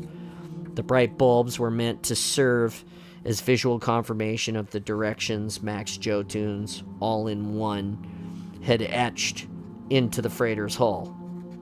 The recruits' olive-drab fatigues were freshly pressed and their boots were polished. Not the sort of thing to do if they'd wanted to blend in to the surrounding greenery. But Avery knew that all part of Alcigny's plan. Make the aliens feel welcome, but also let them see exactly what they're dealing with. Osmo's hand shot to his mouth, stifling another yawn. He and the other recruits had been up most of the night, helping Avery and Byrne hide surveillance gear in the trees, dozens of small cameras, and even a few compact Argus units. That's it, recruits. Step out. Avery thrust a thumb toward the magnolias bordering the north edge of the lawn. Hidden in the mossy rocks and ferns between the trees and the river was 1A's backup, Styson and the rest of the 2A recruits. But what? Osmo's thick cheeks flushed. The recruit wants to stay with his squad. Osmo tightened his grip on his MA5 shoulder strap, tugging the rifle against his back. Wants to do his duty? Avery frowned. It had been less than 48 hours since he exercised at the reactor complex since Captain Ponder had broken the news of the aliens' arrival. He'd laid things out plain and simple right in the middle of the recruits' victory dinner. Hostile aliens had been found on Harvest. Hostile aliens had found Harvest, and it was up to the militia to deal with the situation until help arrives. The garrison's mess had gotten so quiet so quickly. Avery thought the recruits were about to bolt, go AWOL right then and there. But in stunned silence that followed Ponder's announcement, no one moved. Eventually, the captain asked if the recruits had any questions. Styson had been the first to raise his hand. We're the only ones who know, sir. Just about. Can we tell our families? I'm afraid not. You want us to lie? Styson had glanced around the mess. Like you've been lying to us? Ponder held out an arm to keep Byrne in his seat. If we told you the truth, that we were expecting aliens and not innies, would it have made a difference? The captain caught as many suspicious eyes as he could. Would you have refused to serve? Your families and your neighbors aren't in any less danger. You're the only protection they've got. Then, nodding at his staff sergeants, we've trained you and you're ready. Dawes was next to stand. For what, sir, exactly? Ponder motioned for Healy to kill the fluorescents and power on a wall-mounted video display. I'll tell you everything we know. Lieutenant Commander had put together a good briefing, and the recruits were rapt audience, especially during the footage from Avery's helmet cam on his fight aboard the freighter. Byrne remained stoic as he watched one of the vacuum-suited aliens stab its pink blade deep into his thigh. So did Avery as he saw himself raise his M6 pistol to another alien chin and blow its brains all over the inside of his helmet. As the footage showed him push toward the umbilical in hot pursuit of the retreating alien leader, Avery noticed the recruits glance in his direction and nod approvingly to one another. Avery hadn't ascribed any particular bravery to his actions, and in retrospect he knew charging the alien ship had been extremely dangerous. Part of him wished Alcigny had included all of the footage, shown the methane explosion and Avery's mad scramble away from the fireball, if only to prove to the recruits that sometimes caution was better than valor. But instead, the final frozen frame was that of the alien ship blowing into pieces as the lieutenant commander slooped away from the freighter. A victorious finish that set the recruits to excited muttering as Healy flipped on the lights. This is some good propaganda. I wonder who took the picture. Or the other images. It was only later, when the mess cleared, that the staff sergeants and the captain got down to planning how best to secure the gardens, that Avery realized why the recruits had been so upbeat. The representation proved the aliens could be killed, showed that Harvest might be kept safe with a few well-placed bullets, and if the recruits had confidence in any of their training, they knew they could at least aim a rifle and shoot. Unfortunately, some recruits were less confident than others, and as Osmo now broke out in a nervous shudder, Avery put a hand on the recruit's shoulder and steered him toward the trees. "We need you to make a good impression, understood?" "Yes, Staff Sergeant." Avery slapped Osmo on the backside, accelerating his retreat. "All right then, go on." As the disappointed recruit jogged north, Jenkins' voice crackled in Avery's earpiece. "Forcel's got contacts on thermal, 10 o'clock high." Avery scanned the western sky, but he couldn't see anything with naked eyes. "How many?" "2, Jenkins replied. "Want us to mark them?" On Avery's orders, 1st Platoon's marksman had taken up position in the ornate greenhouse on the garden's eastern edge. A white, curvilinear building that would have been right at home in a 19th century European park. Granted, what would have been a cast iron frame was now a titanium lattice and thousands of panes of glass, shatterproof plastic. But straddling the garden's uppermost tier, the greenhouse looked just as stately as any of those that inspired it. "Negative," Avery replied. "They'll be here soon enough." The marksmen were hunkered down on the balcony that ran around the greenhouse central elliptical dome and continued out along the roofs of its 2 wings, giving them an excellent view of the gardens and the skies above. Forcel's spotting scope was equipped with a targeting laser that could paint the 2 contacts and generate range-finding data, but again, Lieutenant Commander Elsigny had been very clear. As much as possible, the Marines and their recruits should minimize behavior the aliens might regard as hostile. Tugging his own rifle sling, Avery again wondered how much he and the aliens had in common, if they'd shown similar restraint. "Company's on the way, Captain," Avery growled into his throat mic. "How's our perimeter?" "Charlie Squad reports all clear," Ponder replied. 1C and 2C were deployed at the garden's main gate and its exit from the Utgard Highway, respectively. The Marines didn't expect any traffic. It was a Tuesday, and the gardens were mainly a weekend destination. But all it would take was a single sedan of early rising plant lovers to ruin this meeting's secrecy, or worse, spread premature panic. "And our welcoming party?" the captain asked. Avery scanned the remaining 1A recruits. "Good to go, sir. Keep them calm, Johnson. Weapons safed and shouldered." "Roger that." For a few long seconds, there was no chatter on the comm at all, as all gathered in the gardens and took a deep breath. Avery listened to the Mimir rush toward its plummet. The noise of the falls muted all but the most enthusiastic birds, just now beginning their morning calls deep inside the magnolias. Like the greenhouse exotic flora, the birds were imports, starlings and other hardy species brought to harvest to help contain the planet's essential insect population. Slowly, the birds' cries were overwhelmed by pulsing whines that grew intensely until it bested even the Mimir's mighty roar. Avery squinted into the sky from beneath the brim of his duty cap. In the brightening deep blue haze, he saw dark shadows following one behind the other, like sharks prowling the shadows of a storm-churned sea. "Staff Sergeant," Jenkins began. "I see them." Avery squared his cap on his forehead. "Squad, stand to." As 1A came to attention, a pair of alien ships emerged from the haze, purple hull plate flashing. They dropped toward the Bifrost and then began a wide circle around the gardens. The ship's bifurcated designs made Avery think of 2 hauler trailers linked to a common cab, but traveling in reverse.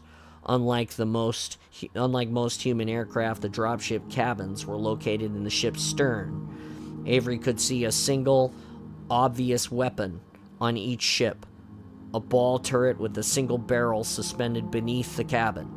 The ships had no engines or thrusters, but as the dropships completed their first circle and one of them decelerated above the promontory, Avery noticed the ship's outline ripple and guessed they must rely on some sort of anti-gravity field for lift and propulsion. "Step back," Avery shouted at the ship as the ship dove toward the lawn. "She's going to need more room." The recruits backpedaled with more speed than decorum, and the dropship glided to a stop directly above the lighted X. The bulbs flickered and died, and the grass flattened under the pressure of the invisible field. Skin tingling, Avery watched as water condensed against the field, defining its ovoid shape, only to fall in a single sheet of rain as the field collapsed. The ship's curvaceous cabin settled onto the turf, but its two compartments remained hovering parallel to the ground. "Form up," Avery growled, and the 1A recruits moved back into position, 2 lines on either side of the dropship. Presently, one of the compartments swung open. Along its bottom edge, the interior of the ship was dim, and it took Avery a moment to distinguish the 3 aliens from their surroundings. Partly this was because the creature's armor shone with the same dull glow as the metal bands that held them secured to upright, but also because these aliens were nothing like the ones Avery had fought aboard the freighter. The latter reminded Avery of upright reptiles. The ones now shaking free of their harness looked like the improbable offspring of a gorilla and a grizzly bear. Hirsute giants, with shoulders as wide as an average human, was tall and fists that could easily encompass Avery's head. "Sir," despite the moisture in the air, Avery felt his mouth go dry. "This isn't what I expected." "Explain," Ponder replied. "They're bigger, armored weapons." Avery noted sharp spurs jutting from the metal plates girding the aliens. Chests, shoulders, and thighs. These would be deadly in close-up fights. But each alien also had a stout, short-barreled weapon clipped to his belt.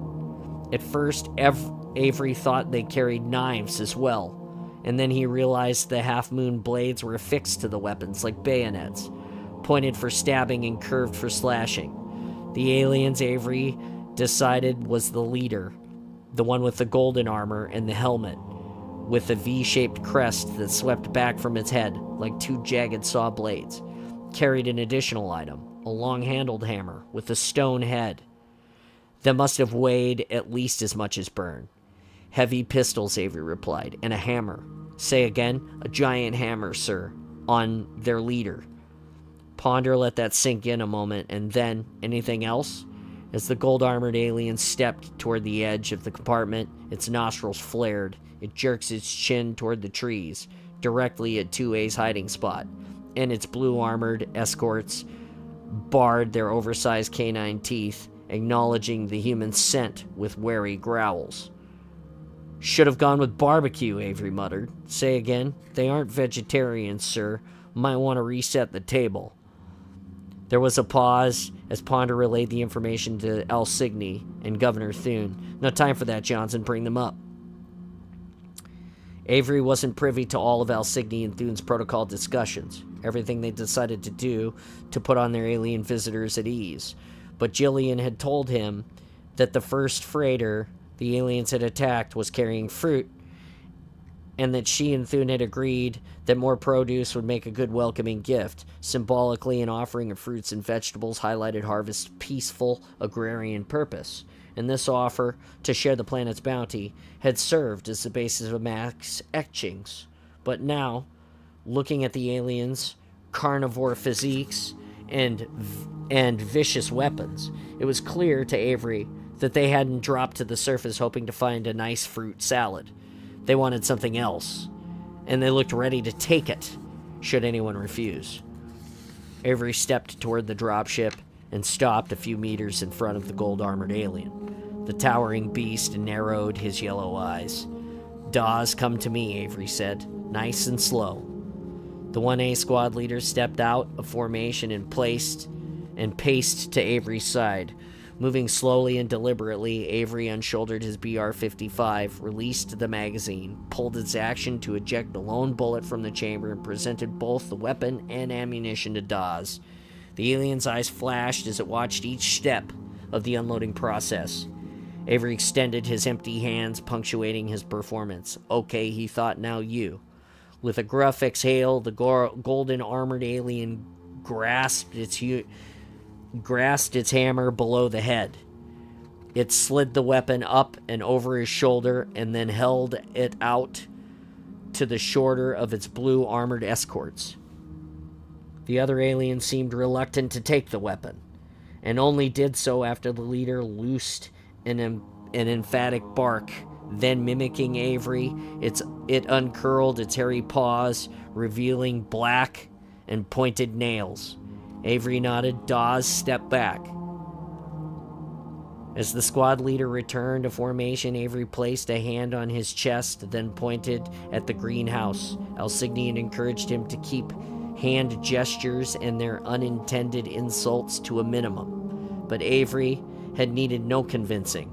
He was pretty sure these aliens were already offended by what he and Byrne had done to their first ship and its crew. And he knew waving his arms and mistakenly signing the equivalent of "go screw yourself" wouldn't exactly lessen their resentment. So he kept gently pacing and pointing his hands until the gold-armored alien leapt down from the compartment, shuddering the grass and sinking a good 6 inches into the turf. The militiamen standing on either side of the ship, who had yet to see the aliens, took a nervous step back. A few looked set to bolt for the trees. "Steady," Avery growled into his throat mic as the blue-armored escorts thundered to the ground. Now that all three were out in the light, Avery noticed they each had different colored fur tufting through breaks in their armor. The leader's coat was light gray, almost silver. One of the escorts had dark brown fur and the other tan. This second escort was actually a bit taller than the leader and more muscular, though Avery knew this was a bit like comparing two models of main battle tanks. One might weigh more than the other, but both would have no trouble flattening 1A recruits. But for now, the creatures seemed eager to please. The leader placed a shaggy palm across its chest and pointed at Avery, then the greenhouse. Avery nodded, and soon the unlikely foursome was trooping across the lawn to a granite staircase that led up to the garden's middle tier. Avery in the lead, then the gold-armored alien, then the two escorts. "We're on the move," Avery whispered into his mic. "So far, so good." At the top of the stairs, a flagstone path cut east through the grove of flowering cherry and pear trees. The trees had been in bloom for weeks, and their blossoms had begun to fall onto the path's rough-cut stones. As the aliens lumbered along, the pink and yellow petals clung to their broad, bare feet, creating wider holes in an already patchy carpet. Unfortunately, the petal's scent of sweet decay did little to mask the aliens' musky smells. The powerful odor set Avery's nerves on edge, and he wondered what the Argus units would make of it. Halfway to another staircase leading up to the greenhouse, the path widened to accommodate a ground-level rectangular fountain. Its jets were on automatic timer and had yet to activate. For now, the shallow water was still, and as Avery steered the party along the fountain's southern edge, he saw the second alien dropship still swing a wide loop above the trees, reflected in the clear, cold water. The dropship was moving more slowly now, and Avery had a hard time differentiating its motive whine from the river's churn. Mounting the second staircase, Avery saw both platoons, Bravo squads, arranged in staggered lines before the greenhouse. Between them and the staircase, in the middle of the upper tier's lawn, was a wide oak table covered by a crisp white cloth and topped with a generous basket of fruit. Avery took a few steps toward the table, then turned toward the alien, palms raised in a halting pose. But the armored brutes had already come to a stop. All three were staring at the greenhouse gabled entrance. where humanity's delegation had just emerged. Thune, Peterson, Ponder, and Al Signey, with Staff Sergeant Byrne taking up the rear. Peterson wore his unusual gray linen suit, while the governor spotted a yellow-on-white variation of the seersucker he'd worn for the solstice celebration. As usual, the governor's bulk strained at his suit seams, making him look more like a gentrified farmer than he was than the powerful politician he hoped the aliens would perceive him to be. But despite the fabric's pinch, Thune strode forward, chest puffed and shoulders back, at a pace that implied he was no more intimidated by the armored trio than a group of Harvest Parliament. The captain and the lieutenant commander both wore dress uniforms and caps. The Marine Corps Navy blue, or he was in Marine Corps Navy blue, and she full dress whites. In the effort to help the aliens differentiate gender, Al Signey had opted for the knee-length skirt, like Avery. Byrne wore battle dress fatigues, and the same grim stare of altered expectation. These aren't the enemies we expected. The tall Irishman, blue eyes flicked back and forth beneath his duty cap's brim as he hastened to assess the aliens' arms and armor. "Thank you, Staff Sergeant," Thune said. "I'll take it from here." "Yes, sir."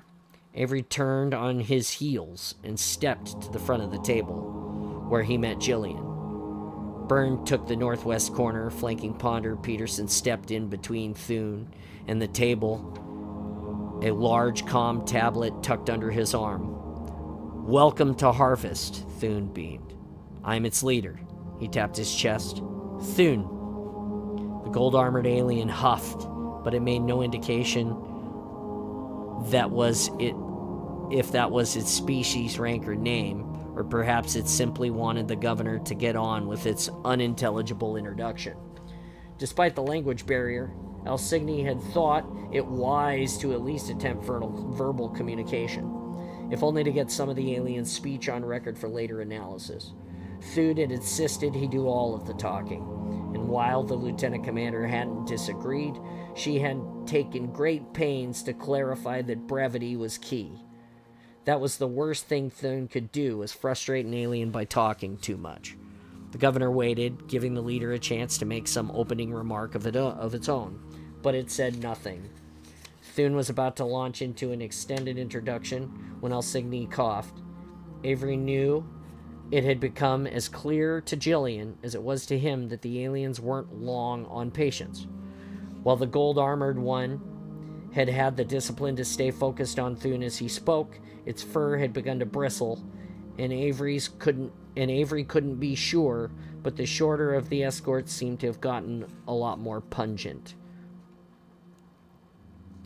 Thune shot Al Signey an annoyed glance, but he motioned Peterson forward. The Attorney General pulled the comm tablet from under his arm and held it out to the aliens. A moment later, an orchestral version of Harvest Anthem warbled from the tablet speakers, and a video presentation filled its screen. Avery had seen the presentation the night before, a variation of the official planetary introduction he'd viewed during his initial descent from the Tiara, though this one lacked Mac's narration. It contained similarly bucolic footage, Joe tunes at work in the fields, gondolas loading produce onto freight containers, families enjoying their meals, a montage of clips that gave a good overview of life on Harvest while avoiding any implication that there might be other worlds like it. The presentation went on for some time, but Avery knew that this wasn't really for the alien benefit. At some point, Mac, who was monitoring the surveillance gear via a powerful relay hidden in the greenhouse, began manipulating the presentation to test the alien reactions. Did the sight of the Joe tunes intimidate them? And if so, how did it manifest in body language? Avery had worked with enough ONI officers to know how focused they were on gathering good intelligence, and he was sure Jillian had given the AI a long list of questions. But as Avery watched the second dropship make another pass around its gardens, disappearing briefly behind the northern trees before it surged back into view, he wondered how long Al Signey was going to let this experiment run. After the aliens had shifted inside their armor for the better part of 5 minutes, she nonchalantly primmed the tight bun that secured her black hair on her neck, a subtle signal to Mac, watching through the cameras, to kill the feed. A moment later, Harvest's looping anthem faded, bringing the presentation to close. Peterson tucked the comm tablet back under his arm. The gold-armored alien growled at its shorter escort, who pulled a small square sheet of metal from its belt. The leader took the sheet and handed it to Thune, smiling politely. The governor studied the offering. A moment later, he beamed at his attorney general. "Look at this, Roy. See the picture? Just like we did to the freighter. I think it's a piece of the freighter. But see what they've etched?" Peterson craned his neck to the sheet. "They want to trade?" "Exactly, Governor," Jillian said, "if I may." Thune stepped back to the table and handed the sheet to Jillian. Avery glanced over her shoulder to take another look. It was indeed a piece of the freighter's titanium hull, a perfect square, neatly cut. The picture was dominated by two figures, both carved more realistically than Max had been. One was clearly the gold-armored alien. It carried a hammer across its back and wore a helmet with the same V-shaped crest. The human looked male, but it could have been anyone. To Avery's surprise, the man was offering up what looked to be a large melon with a variegated rind. Thune must have made the same connection because he rummaged deep inside the basket and extracted the large and fragrant cantaloupe. Smiling even wider than before, he walked the fruit to the gold-armored alien and presented it with a bow. "Please take it," the governor said. We can give you plenty more." The alien palmed the cantaloupe and gave it a cautious sniff. As Thune began expounding upon the virtues of interspecies commerce, Jillian flipped the sheet over. Avery saw her bare neck stiffen. "Governor, they don't want food." "Don't be so sure, Commander. I think this one's about to take a bite." No, Jillian kept an even-toned look, and Avery did. On the other side of the sheet was a magnified view of the melon, which he now realized was a map of Harvest. Centered on Utgard was what Avery had thought were textures in the rind were actually surface details, maglev lines, roads, and outlines of major settlements. The aliens had made a complete survey and added some sort of notation as well. Ornate symbols were scattered all over the planet. Each symbol was identical, and each consisted of two concentric circles, filigreed with an interlocking curve. Avery had no idea what the symbols stood for, but that was besides the point. Jillian gave voice to his own realization. They're looking for something specific, something they think belongs to them. Thune stared at the sheet, doing his best to maintain diplomatic smile as Jillian flipped back and forth. "Governor," she said in a whisper, "they want us to give them the entire planet." At that moment, the gold-armored alien barked and extended the melon to Peterson. No, the Attorney General raised a hand and took the step back. "Keep it." The alien cocked its head and barked again. Now Avery was certain that the musky scent wafting from the shorter escort had become more powerful. Avery wrinkled his nose as it filled with the smell of vinegar and tar. He fought back the urge to draw the M6 pistol holstered on his hip. At that moment, a short burst from an NA-5 echoed up from the garden's lowest tier. Whether it was a nervous misfire or the beginnings of a firefight, Avery didn't know. But in the brief silence that followed, he heard a throaty alien howl echo from the trees along the river. After that, things happened very quickly. The taller escort ripped its pistol from its belt before Avery could draw or Byrne could slip his battle rifle off of his shoulder. The bladed weapon boomed, and a bright spike of metal, like lit magnesium, sizzled into Peterson's chest. The Attorney General dropped the melon and his comm tablet and fell to his knees, jaw opening and closing like a suffocating fish. He had been the closest to the gold-armored leader, the unlucky victim of proximity. The staff sergeants fired back at the escorts closest to their positions. Byrne at the taller, Avery at the shorter, but their bullets had no effect on the aliens. Or their armor, in fact. They never even touched it. Every round was deflected, by invisible energy shields that followed the contours of the armor and shimmered with every impact. "Get down," Avery yelled to Thune, as the shorter escort tossed to the leader its hammer. Then he tackled Jillian, driving her roughly to the ground. In an instant, the silver-haired giant had the cudgel above its head, ready for a crossbody strike. Thune would have gotten his head knocked clean off of the shoulders if Captain Ponder hadn't pushed him out of the way and taken the blow himself. The hammer hit the captain in his prosthetic left arm and sent him twisting through the air. He landed north of Byrne and slid a good 20 meters on the dew-slick grass. Now the shorter escort had its bladed pistol out. As the creature took aim at Avery, he hugged Jillian tight, shielded her smaller body with his own. He had a moment to second-guess Ponder's announcement that they had trained the recruits well, that they were ready for split-second life-or-death decisions combat demanded. When he heard the high-pitched triple crack of Jenkins's BR, the shorter escort held in surprise as the burst pinged off his helmet, snapping its large head back. Then all Avery could hear was the snap of bullets overhead and 24 Bravo recruits opening fire full auto.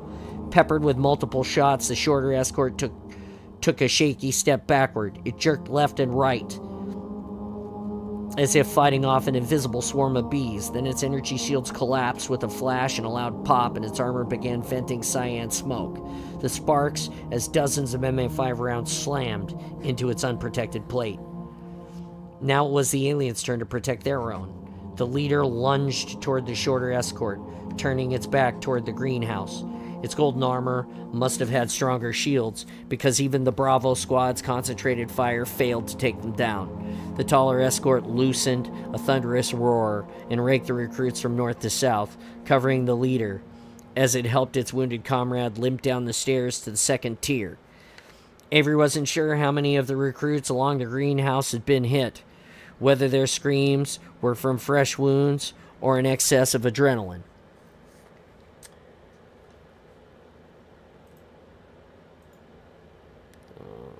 "Cease fire, cease fire," Byrne shouted. The recruits had fired directly over his and others' heads. Some of their shots had come a little too close. "You all right?" Avery asked, pushing up from Jillian on his fists. "Go," she said. "I'm fine." But she looked a little frightened, like the day in the hospital. It was another temporary break in her unflappable facade. This time, all Avery did was nod. "One Alpha, fall back," Avery shouted, rising to his feet. "Get away from the dropship." Avery could hear the pulse of an energy weapon and knew the first dropship's turret had activated, even before he turned south and saw the bright blue streaks of plasma rake across the lowest tiers of lawn, covering fire for the armored aliens' retreats. "Where the hell are you going?" Byrne shouted as Avery sprinted past. "River. I'm coming with you." "Negative. Draw the turret's fire while I flank." "Bravo, move up," Byrne shouted. "Healy, get your ass out here." Avery saw the corpsman rush from the greenhouse behind the charging recruits and hustle towards Ponder, medkits in hand. The captain waved Healy off, directed him to Peterson's motionless form. Then Avery charged into the tree line. "Styson, report," he shouted into his mic. "Taking fire, Staff Sergeant." Static distorted the 2A squad leader's voice. "There, over there," he yelled to one of his men. "Hang tight." Avery leapt down a rocky embankment to the garden's middle tier. "I'm on my way." Avery ran fast as he could, hurdling rocks and slaloming between cherries and pears. Breathing hard, he broke through the last of the blossom-heavy branches and pulled up short, thrusting his hips backward and windmilling his arms. If he'd been going any faster, he would have fallen into the river. Here at the edge of the gardens, the Mimir had carved deep into the Bifrost, creating a series of descending pools. These wide limestone limestone cauldrons were filled with white water that grew more turbulent the closer it came to the top of the falls. As Avery regained his balance, the second dropship swooped overhead and came to rest on the other side of the nearest pool. Tracking the ship's downward progress, Avery spotted another of the large aliens, this one in red armor and with black fur. As it emerged from the magnolia trees on the garden's lowest tier, it too carried a bladed pistol and was using a weapon to guard the retreat of the pack of shorter gray-skinned creatures with conical orange backpacks. Avery saw MA5 muzzles flash into the trees, but the red-armored alien quickly loosened a salvo of burning spikes to quiet whatever recruits had been brave enough to fight back. Avery raised his pistol and emptied his clip. He knew his rounds wouldn't punch through the alien's shield, but all he wanted to do was draw attention to keep it from hitting the recruits. As Avery's shots flashed harmlessly against its back, the alien turned. But by then, Avery was already running south for the safety of the boulder. He reloaded and slid around the stone, hoping to pick off one of the smaller aliens, but most of them were already aboard the drop ship. A lone straggler was just now stumbling from the trees. One of its arms was slacked by its side, and it seemed to be injured. Avery was about to finish it off when the armored alien grabbed its wounded comrade by the nape of its neck, ripped off its mask, and flung it into the whirlpool. The creature sunk beneath the surface, then bobbed up, clutching at a pair of hissing tubes connected to its tank, before it pitched into the next pool and tumbled toward the falls. While this unexpected fratricide ran its course, the second dropship ball turret finally swung into action, and Avery soon found himself diving back behind the boulder to avoid searing bolts of plasma. The splash of ionized gases against the rock set Avery's teeth on edge, but after a few seconds the turret ceased fire. Avery heard the groan of the anti-grav generators as the dropship twisted up into the sky. When he came out from behind the boulder, all of the aliens were gone. "Hold your fire," Avery barked as he approached the magnolias on the far side of the pool. "I'm coming in." Behind him, he could hear the reports of the Bravo Squad rifles firing on the first dropship as it rose from the garden. "What happened?" Avery growled at Styson as he neared a huddle of 2A recruits. The men were packed close together in a jumble of mossy granite. The rocks were dotted with holes that contained glowing remnants of the red-armored alien's igneous spikes. Little smoky fires burned in the surrounding ferns where some of the rounds had ricocheted. "What happened?" Avery asked again, but neither Styson nor any of the squad said a word. Most of them didn't even bother to meet Avery's gaze. Combat had filled Avery with adrenaline, and he was out to lose his temper when he realized what the recruits were looking at. It took him a moment more to recognize that the thing splayed against granite on the savage body of the human being was the savage body of a human being. And it wasn't until Avery knelt down beside the corpse that he recognized Osmo Plump's boy's face streaked with his own blood. The recruit was split open across his belly. "I told him stay away from the lawn," Styson swallowed hard. "I didn't want him to get hurt." Avery clenched his jaw, but he knew there was no way the squad leader could have anticipated the second dropship would swing in behind them low above the river and secretly release a backup team. "Did you see him get hit?" Avery asked. Styson shook his head. "No. It was one of the little ones," Burdick whispered. His eyes remained locked on the spill of organs from Osmo's gut. "I knocked him to the ground, tore him apart. I heard his weapon fire," Styson said, "but it was too late." Avery rose to his feet. "Any other casualties?" Again, Styson shook his head. "Byrne, talk to me," Avery barked. "Captain's hurt pretty bad. Bravo squad have 3 wounded, 1 serious. Dawes says his boys are fine. Thune, not happy. Peterson is dead." "Looked like it." "We better clear out, Johnson. Bastards might circle back." "Agreed." Avery lowered his voice. "I'm gonna need a bag." "Who?" "Osmo." "Shite," Byrne spat. "All right, I'll tell Healy." Avery removed his duty cap and wiped his hand across his brow. Staring down at Osmo, he noticed the recruit still held his MA5 tight in his right hand. The staff sergeant was glad Osmo had seen his attacker and had a chance to go down shooting. Osmo's rifle fire had alerted the comrades to danger, saving the lives even as he lost his own. Avery tried not to blame himself for what had happened. Like Styson, he had done what he thought was best. Osmo was just the first recruit to fall. As much as Avery had hoped he would also be the last, he steeled himself against the knowledge that the aliens had just begun this war, and that there would be a lot more casualties to come. Maccabeus released his hammer and let it clang onto the troop bay floor.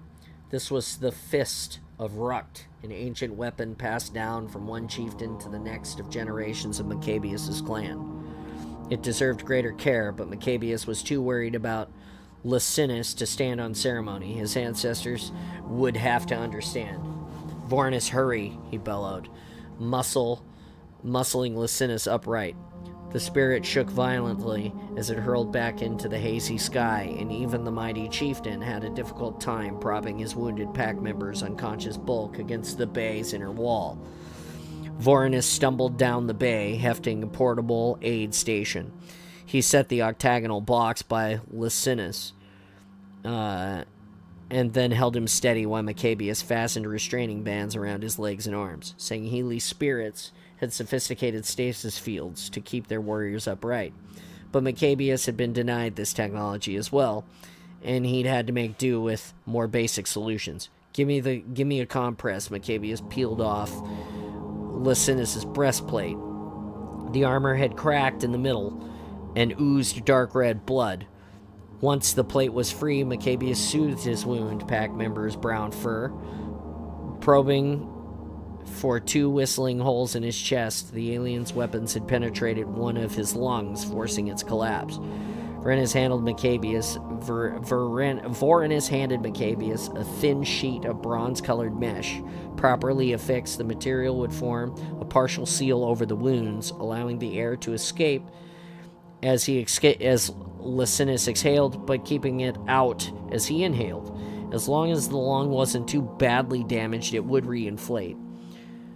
The mesh also contained a coagulant that would help keep the young Geralhanai's remaining blood inside of his body.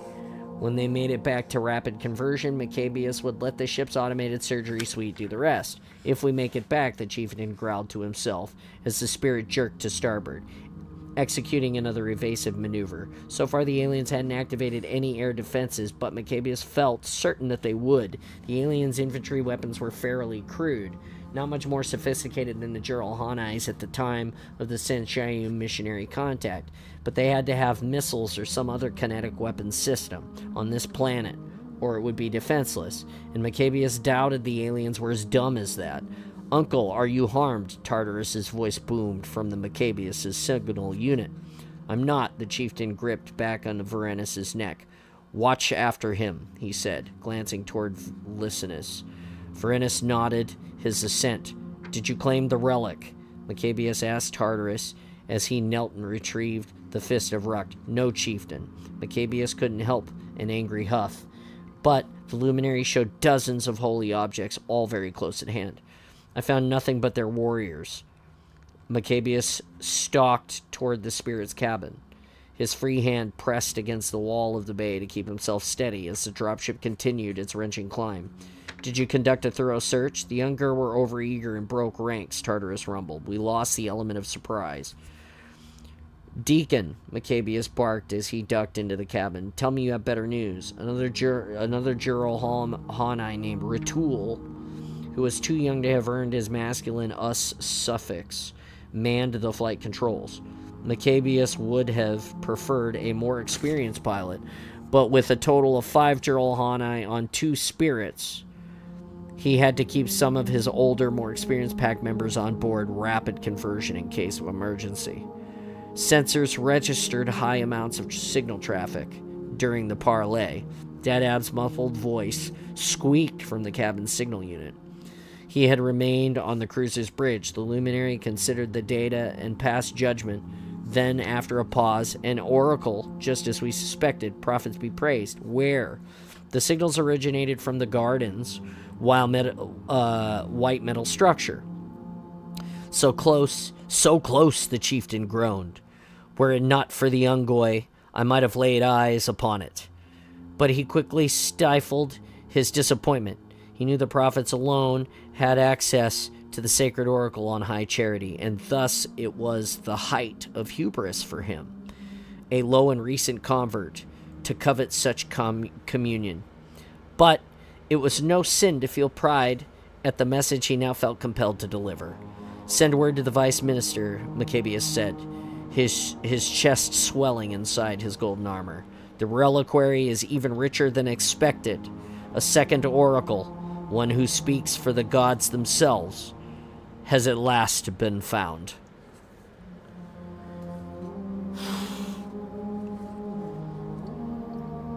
Jesus, 12:19. Oh, that's it for reading for today. Thank you, everybody, for showing up and being part of the awesome. If you give me a minute, I'm going to go and reboot my coffee. I'm going to join the Discord channel where everybody can come and hang out and be part of that. And I'm going to switch gears because I want to play some Halo and talk a little bit about the book. I hope you guys enjoyed the reading. Hey, thank you so much for the follow, Demi number 2. And thanks for being awesome with us. Little cumbersome, some of the words. This book is a little bit harder to read. It's got quite a bit of big words. Anyway, if you give me a minute, like I said, I'm gonna let you watch the chair. I'm gonna go reboot my coffee. I'm gonna check on my doggos, and then I'll catch up on the chat, and we'll keep going. Sounds good to me, huh? It's awesome because of you, so hang tight, and I'll be right back.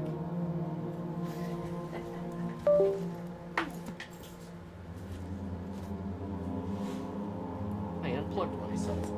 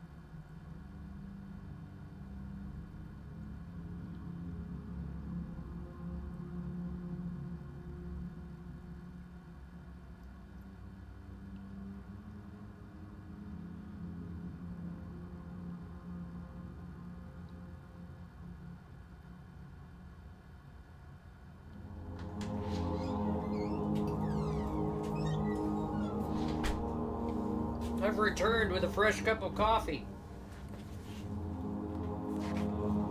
Oh. Are you guys enjoying that, first part, or that part of that book, huh? Good times, good stuff. Get Infinite going here. I'm gonna turn that extra music off. Once again, thank you for Ambient Wonders. Thank you, Installation 00, for the Ambient Wonders today. And always. Dropping in with that support. I need to edit the name of this. This is episode EP. It's got to be, what is this, 5, 6? Does anybody know what episode of Contact Harvest we're on? I'm just curious if anybody knows.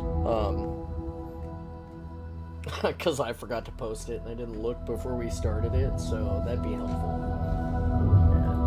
yeah.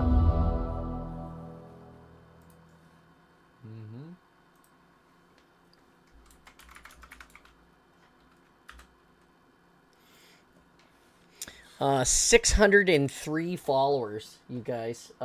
Thank you for that, by the way. That is just so cool. This has got to be one of the coolest things ever. Like, I set the goal for 600, and I didn't think it would come so fast. I hope that we continue to become more awesome together. This is just the coolest thing. And I hope you guys enjoyed the reading. The reading is... I enjoy reading to you guys. What's up, Prophet Bear? How you doing on the YouTube? Nice to see you. Sorry it... oh, nice to see you. Sorry it took me so long to get back to you. Just reading the book. You know how that works, my friend. I try to respond, but when I'm reading, it's tough. You know, I don't respond really to anyone. Let's see what great comments I missed.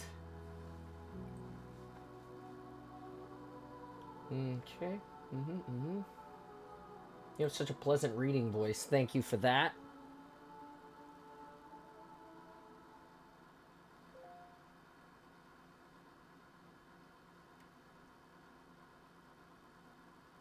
Tried offering it to me when I was in Seattle last. I politely declined. John's been schooled at grunt.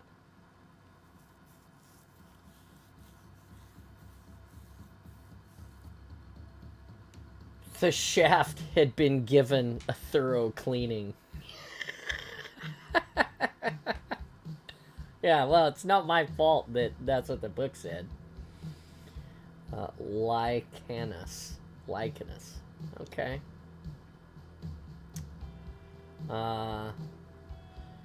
This feels good while watching a movie. Okay. And reclaimer symbol. Yeah, okay. Alright. Alright, I read it all. I'm all caught up now. Now I'm gonna go unmute myself. I'm gonna make this into the CTF mode as... Never mind, they're talking. I'll give them a second.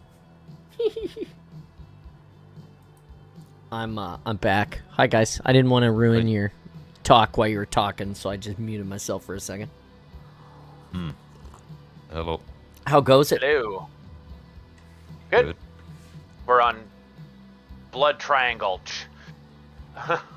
Oh, you guys are... what are you guys playing? Didn't want your Comes ass Matt. kicked. You shouldn't have stuck it out so far. Gotcha.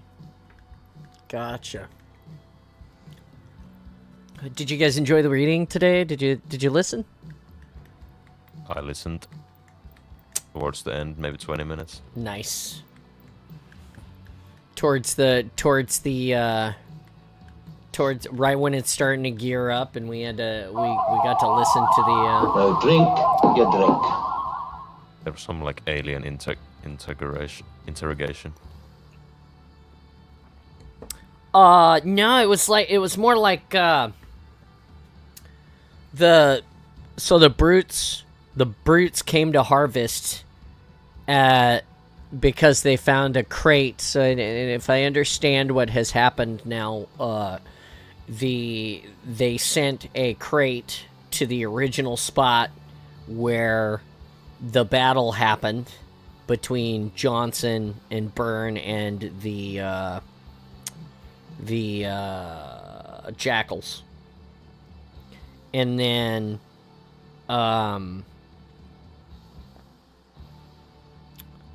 that crate was like, please come to this planet and meet us at this place. So they interpreted that that was the case, and they etched out a similar thing on a piece of the container wall. And then they came and landed, and they met at the center of the town, or at the designated space, and they exchanged the things, and they were having this moment. And what I learned from this is that brutes really have absolutely no patience at all. Because had Maccabeus just sat there and kept his fucking mouth shut, he would have given his dudes in the second ship a little more time to maybe figure it out. But instead, they tried to flank the position to find whatever they were looking for, and one of the squads in the back opened fire, and so now it's bloody, and the brutes have left, and I would say the war has now officially started at this point. Really, brutes are dumb. Mm-hmm. Yep.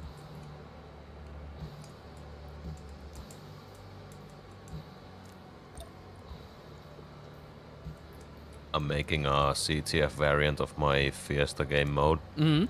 And then I'm gonna host it on a Blood Gulch map. Ooh. You wanna join that? You doing it now?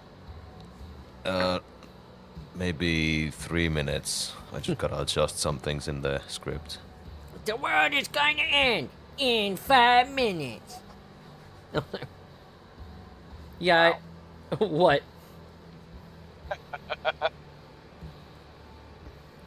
Let's see. Wasn't expecting that. Sorry. No, you're fine. Let's see. Yeah, I'll give it a shot. I'll give it a shot to test it out before I start working on my career grind today. Why not? Brutes are dumb, except for Atriox and Litus. I mean, seems like tartar sauce is pretty. He's got a gut that seems to sort of work. You know, I don't think that right now he kind of reminds me of Mr. Worf. He's like standing on the ship. He's kind of like the security dude. His job is to like totally like protest against the captain to make sure the captain isn't an idiot. And he's like, hey, we might want to blast that thing because they might have weapons on there. And I'm like, yeah, that's pretty smart thinking. I know that there's no weapons there. But here's kind of my thing. You came under the false guise of peace. Do you speak English already? Your technology is so much better, even though you've been robbed of some of it. Like, you don't have any of this? I'm kind of confused about this, right? So you have this situation now where, well, I guess this is the first time that we met them. The expanded lore is that we've run into these guys before in the past, right? When we were real old humans. So I think that that's a little bit interesting. It's kind of cumbersome and confusing. We'll get plenty of time to talk more about it. I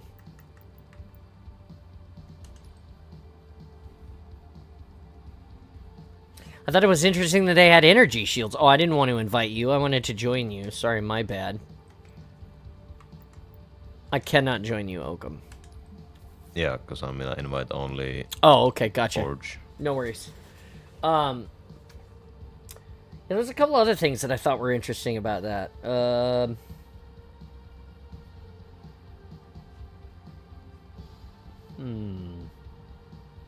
thought it was interesting that he chucked that grunt over the side into the water, like pulled his mask off and just threw him in there, like, see ya.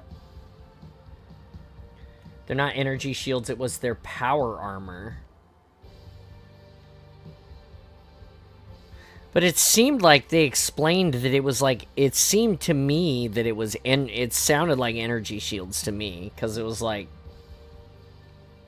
you know, it sounded like they were shielded until the shields broke, and then the armor started to break down.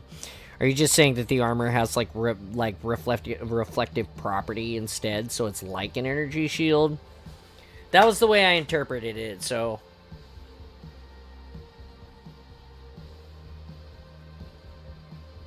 Right. Opening my lobby now. Yeah, you're fine. You've got a second. I'm picking my some dead skin off my thumb. Nose. Nope. Nope, not picking my nose live on the stream. Hell, my game just kind of froze up. I will tell you that if you spend long enough with Spartan John on the Awesome, you will eventually see Spartan John pick his nose on the stream. So it's not powered armor like a powered exoskeleton. Right. Right. So you're saying it's not like Fallout power armor. It's like but the armor is like each panel is powered, like has a charge that has like its own shield, is kind of what you're saying. I feel like. I mean, you're the lore god, so you would know. The technical expert, as it were. Correct. Okay. The lore daddy. Ooh. Lore daddy. Sorry, Zero. Lore daddy. And that's why I'm sorry, because John's not going to use that.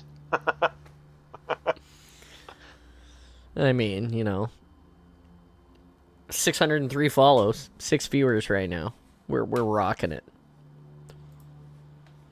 I gotta change. I gotta Updating some settings here on the mode. Oh, you're fine. With. You're fine. Come on, Chief. Take a girl for a ride. Okay, Moose. No, we're not 600. We're on the way to 700 now. Do you see that shit? I woke up today and started the stream.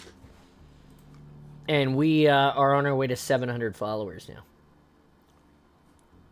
Nice. Yeah, we got like... I want to say we started yesterday at like 512 or something. Or at least the beginning of the week. Oh, you were getting close to... Yeah, yesterday you were getting close to the 600 mark. I think you were like... You were 570 something? It's crazy. I think you were 26 away from 600. Yeah, it's crazy. I mean, it's overnight. Amazing. We're beta testing. Is it important that I see for the test, or is it okay if I wear my helmet? You're fine with the Okay. helmet. Because I'm going to wear the infinite helmet, so I'm definitely not going to be able to see. You're gonna see when you die. Well, I mean, I'll see a little, but it'll be, you know. I'll put you on the enemy team so you die, definitely. Oh, that's so nice of you, Oakham. Thank you.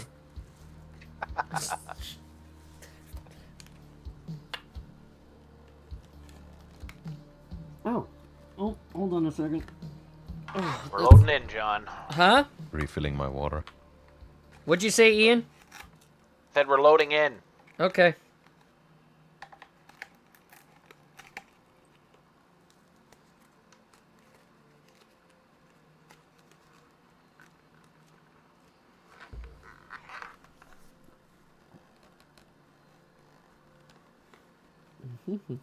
Oh, you got a teammate. Somebody randomly joined in.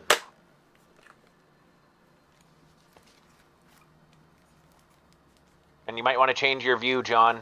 You're just staring at you. Yep, I'm working on it. Need to put your game view up. Yeah, I hear you. I gotta find my damn mouse first. You know, can't see shit.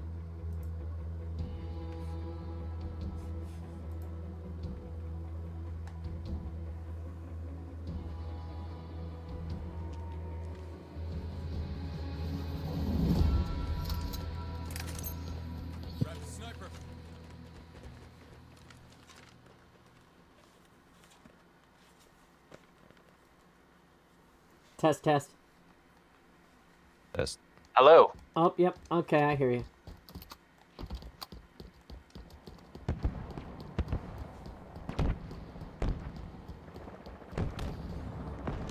I just saw something fly by me in extreme speed.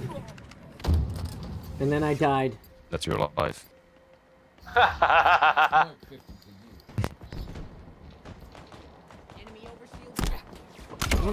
God damn it!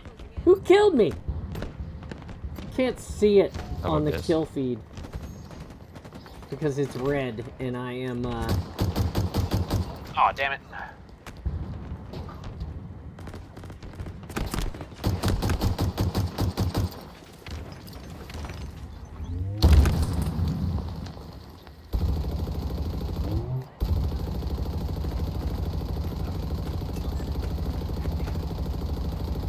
I love this Blug Triangle Gulch. can't see shit. Can't see that you. God No! damn it! Rip! It's so frustrating. I can't. God, this is terrible. I can't see anybody. Doesn't sound like the Master Chief attitude. Oh, pfft.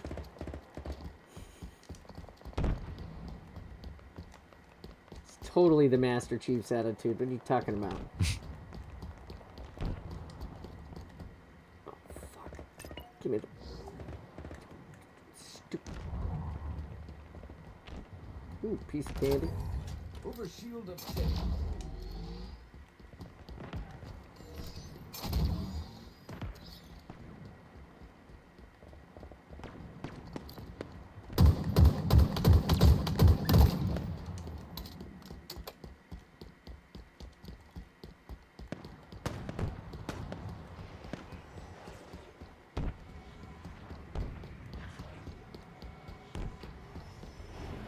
Oh, damn it.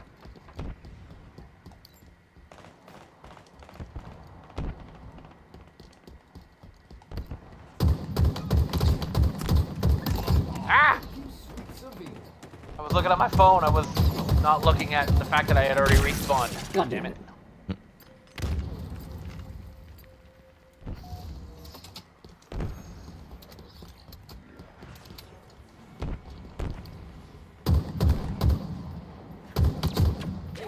That's a flag. Need some help. I'm coming. Shit.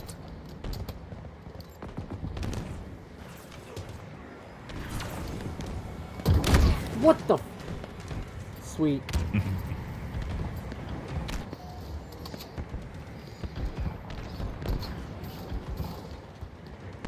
Oh, Jesus.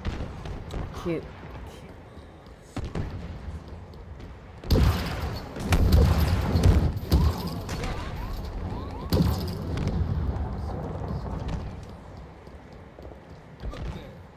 Enemy flag carrier. Yeah, get out of here, Oakham. That shit. John's first kill. Congrats. Not my first. Can't even see the thank- scoreboard, so I can tell you that that was your first kill. 3. He's got 3. I'll give him some Nice, credit. but one. Mother...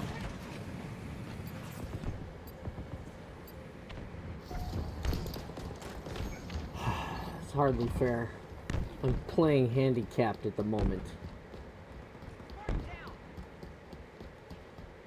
Chief's helmet is supposed to enhance his senses. What's this? Why is my gun missing when I try to zoom in? It just shows me a tube of lightning and nothing. Yeah, Oh. that's that one gun. You're supposed to not be able to zoom in with it. Okay.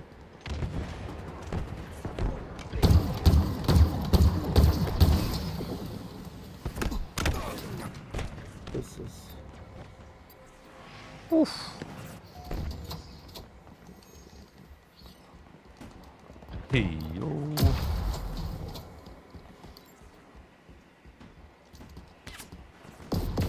Why are you trying to fuck? Why is this guy trying to shoot me? You're on my team, you dipshit. Really, Oakham? Why are you just picking on me? Why are you just pick? I can't barely see shit. You're just holding them open. fucking picking Easiest on me. target. I got spawned out there. What am I supposed to do?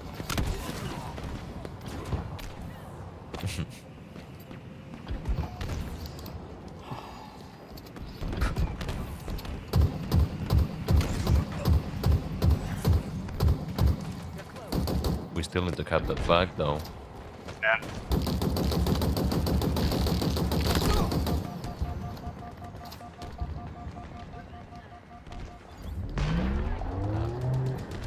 I have 5-second respawns on this. It's pretty difficult to get close.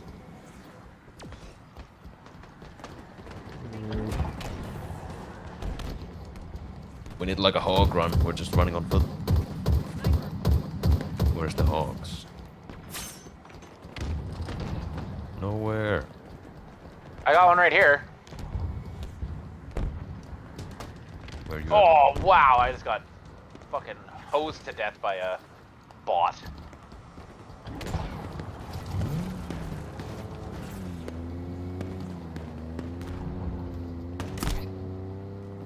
Oh, they got a hog going to our base. At? That's the chief. Who can drive?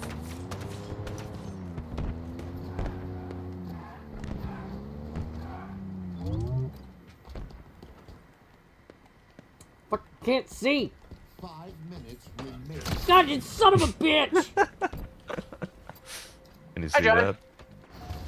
that? Yeah, it's pretty easy when you know, and I can't see. It's like fighting with one arm tied behind my back. Wrath, jump in. Right. Shoot that guy down. Come on, switch.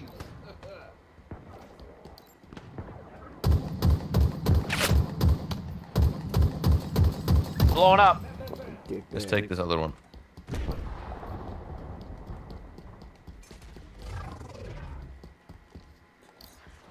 Shit. Oh, left.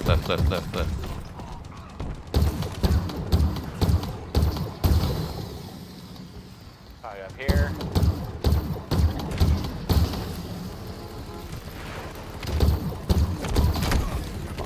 Hi, John.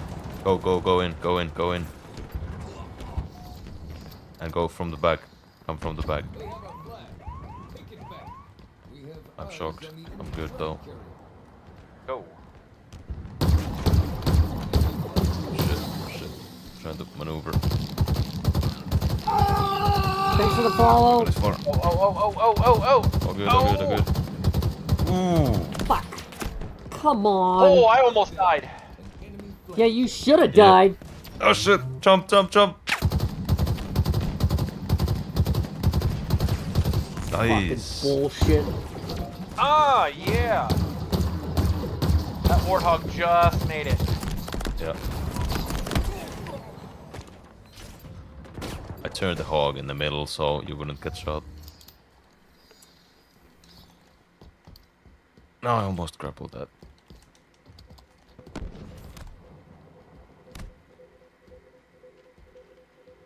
I'll take that. You have another hog here in the middle. Allied hands. Enemy Right, flag front base. Okay. Oh, no hog.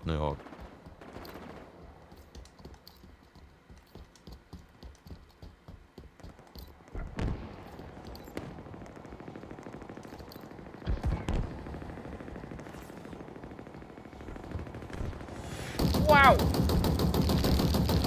That was weird. Fucking not doing shit. What the hell is going Yeah, on? nope. The commando with the sentinel beam is garbage. Or at least it seems like it's garbage when I'm stuck in a helmet in this game and I can't see shit. Jump in. I don't know what is an enemy on us. Oh my god, our teammate. Hell.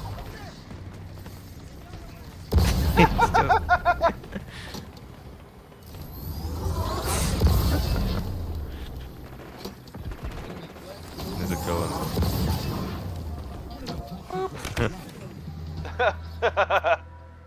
Nice. New hog. New hog. I'm gonna join John's team for this last 1.5 minute. Trying to make a play.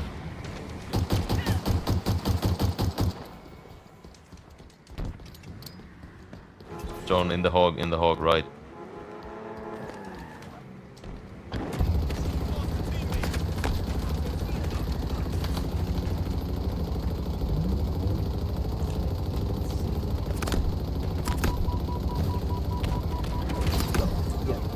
Damn, they're You're not bombarding gonna us. get it. I don't think you're gonna get any help from me. I could probably drive. No, you're good.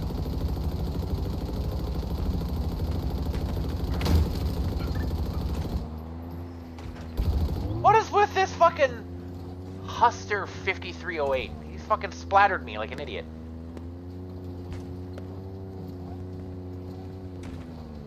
Really? You're an idiot. Oh my god, I crashed into something. Oh no, we're gone. No. Haha! Huh.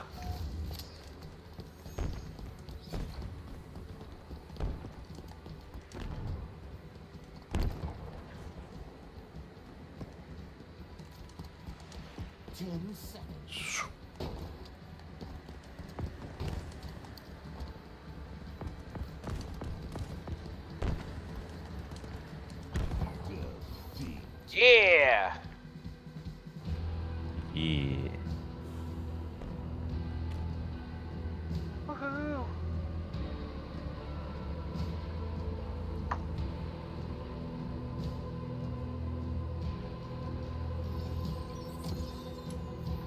Yeah, it doesn't help. The helmet does not help when you play games. That is correct. The other helmet's not as bad because it currently has no visor inside.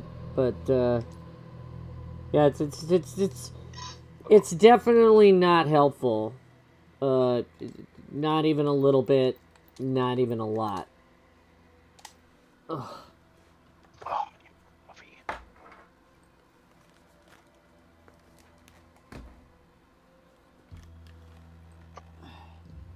Although I do enjoy it and love it a lot, and I will always put it on and play a match with or for you guys if you redeem it. But You need to have a that you need was to have a redeemable. not the coolest, right You there. need to have a helmet redeemable for like a couple of matches for more points. Yeah, so you could throw me into a test where I can't see and then just shit on me for a whole match again. That sounds great. No, Hey, we didn't shit on you. Oakham did. I only killed you a couple of times. I had 5 Better kills than John. for the whole match. 5. I couldn't see any. Like, did you not see? I might as well have just stood around in a circle and just shot up into the sky. I would have had a better chance of hitting someone on a ring. And then you're just laughing in my ear about it. I love you, Oakham. I'm glad I was able to help. I got nothing good out of that test, just so you know. I mean, I got to interact with my community with my helmet on, and I got laughed at some, so I guess that's okay. I would be happy to help you any time, Oakham. Don't worry about it. Thanks for inviting me. Good lord. Thanks for inviting me and shitting all over me. Thanks for the invite and the poop jacket.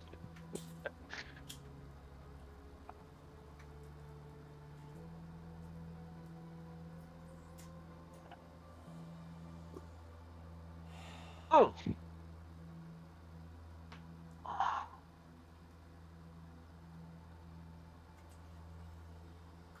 I'm really glad that you're able to test your mode and it's working better for you, Oakham. Or it seems to be working better for you. Yeah.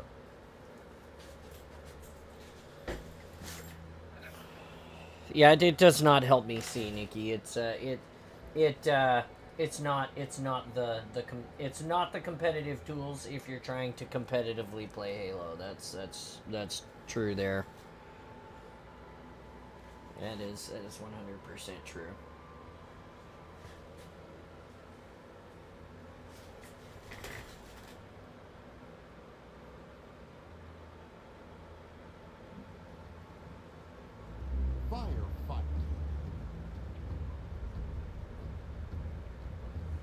I need to start doing some insanely hard and heavy playtesting on my map.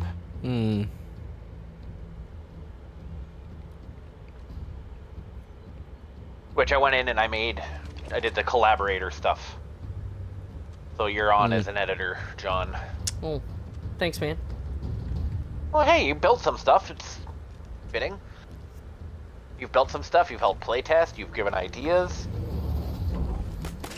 I got you, Mike, and Oakham on as editors.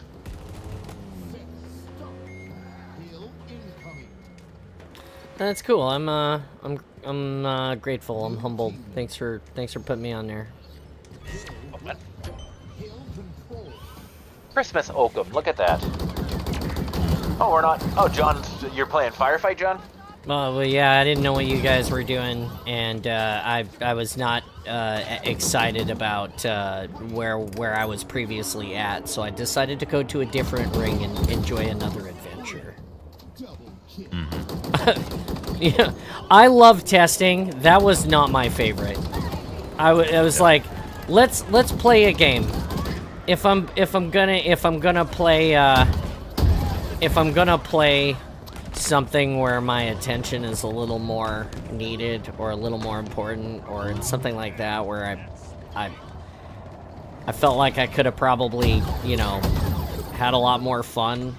I don't know. I can't tell you. That was not fun for me. Like, if you could have seen the look inside of my helmet, I'm actually glad that you couldn't see the look inside of my helmet. It's not often that Halo is not fun. That moment right there was not one of them. Like, I felt like I was just getting laughed at and slaughtered while I couldn't see. And one of the things that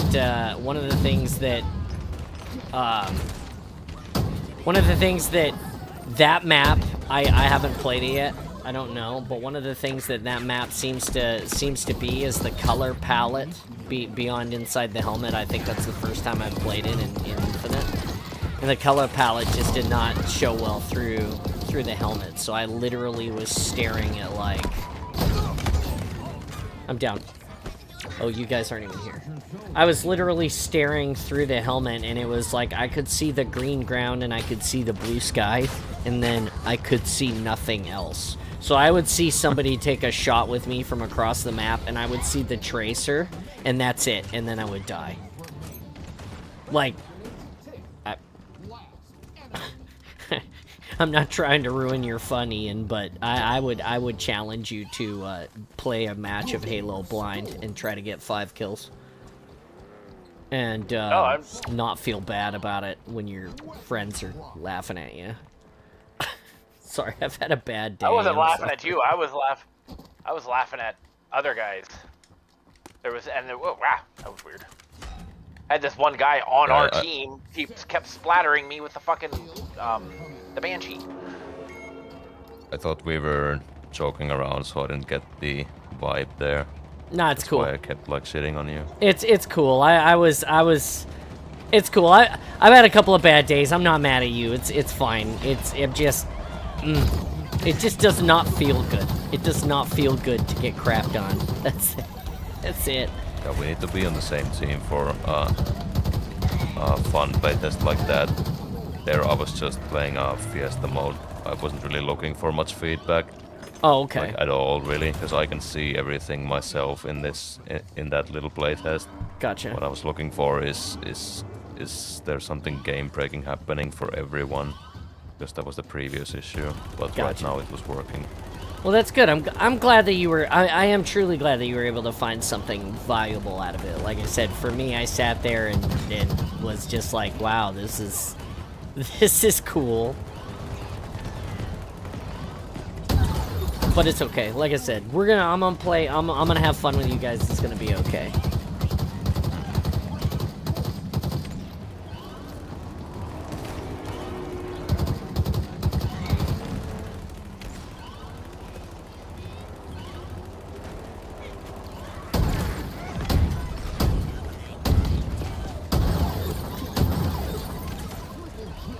Sure.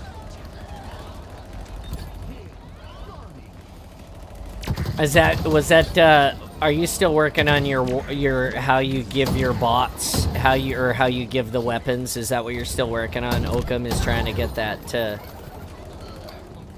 give the guns to you from the clone and then have them disappear in an appropriate amount of time. Is that still what you're working on? Yeah, that's the last thing that I implemented. The guns disappearing. Oh, that guy had no gun. 10 seconds after they are not being held. Oh, it's 10 it was probably seconds a bot now. who had no guns. Yeah, it's 10 seconds now. The internal timer in the mode, that seems to not work at all. So I just custom built a thing. It was first 6 seconds. And now for the latest test I turned it to 10 because I saw guns disappearing too quickly. Oh, okay. And now, will they disappear in your line of sight now, or is it like, They will always disappear if they're on the ground for 10 seconds, regardless of line of sight. Gotcha. I know that was something you were worried about before, right? Was the... Mm-hmm. Yeah. Okay. Well, that's cool. I'm glad you figured it out. That's a huge deal. Yeah. Because it was the biggest issue we had in Red Gear's playtest yesterday. We actually played this with Red Gear. He was having a lot of fun. But Nice. then at like halfway into the match of a 120 kills to win game, everyone just like lost their weapons. Oh. And it's really defeating, like seeing that your mode works fine in testing with bots up to 50 kills, and then for the first time trying to run it in a larger lobby, and then just like some game breaking issue comes that I don't know where it originates from. So it was really defeating seeing that. But at that point I've realized I just gotta sleep over it. Oh, okay. Sleep one night. Yeah. And then I'll think of some solution. That seems to have worked for a lot of scripting things. Okay. I love this super sandwich. Oh yeah, the fast one. If you slide with it, it's really fast. And it's a one-shot kill. No. Yep. It was a hammer previously, but I changed it to a sword with upgraded speed. So it's still like the best one-shot melee gun, but it's not OP. Everyone hates the hammer in Husky, so I've learned from that. I want to have unlimited ammo hammer. Aw, I got killed by Wiggle Cat. No. And this serves a different purpose than a sword and a one-hit kill weapon, because this has so much speed and it has no lunge. Oh, so you have to like double tap somebody with the sandwich to kill them now? No, there's a one-tap sandwich that is a very high level that you can just one-hit somebody, but Nice. it has no lunge. Oh, it has no lunch. Okay. Yeah, like no sword lunge, even Yeah. though the sword is the combo for it. How did he kill me with a frickin'... That made no sense. I was behind him and he killed me with a BR.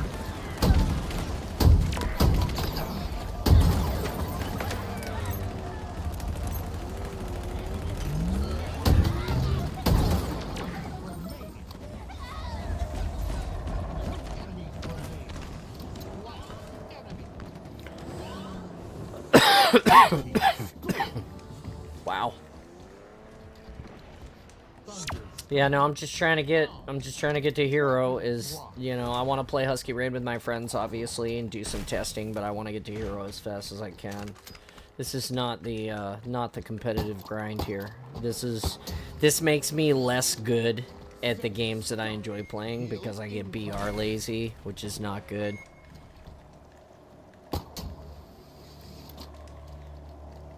But I get to see all the maps that you don't get to see normally, so that's pretty nice.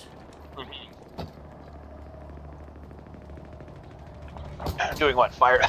Oh, I just breathed in my coffee. Just firefight. Oh, sorry. Apparently I tried to breathe coffee. I'm down. That did not. BR is the best, though. I mean, it is okay. BR laziness is real. Don't let your friends don't let friends get BR lazy.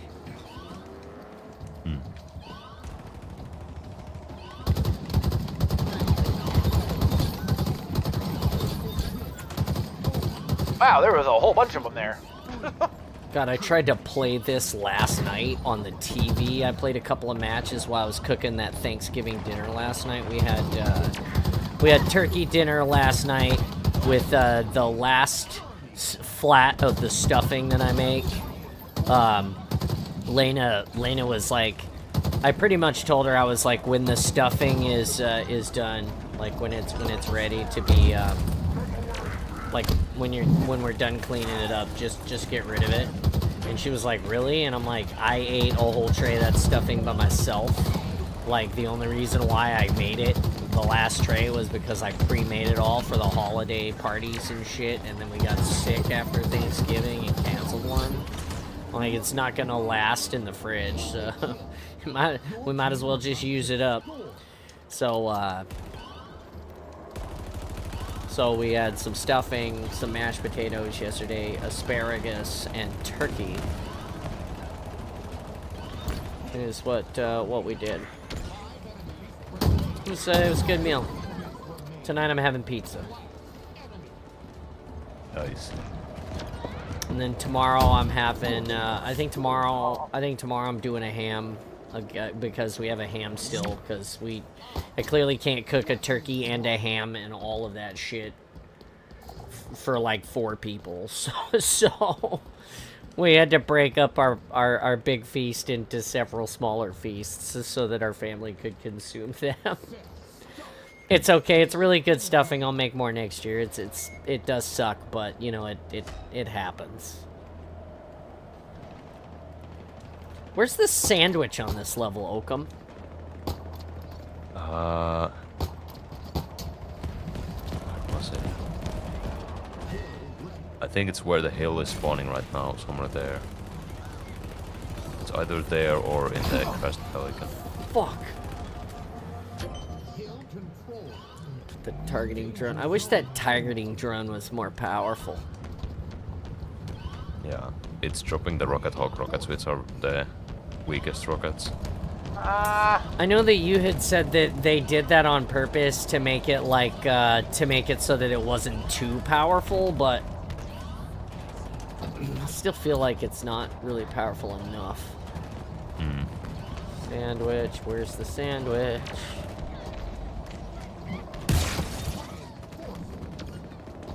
Ian, where's the sandwich on Gyrofight? I don't know. I didn't even know the sandwich was on Gyrofight.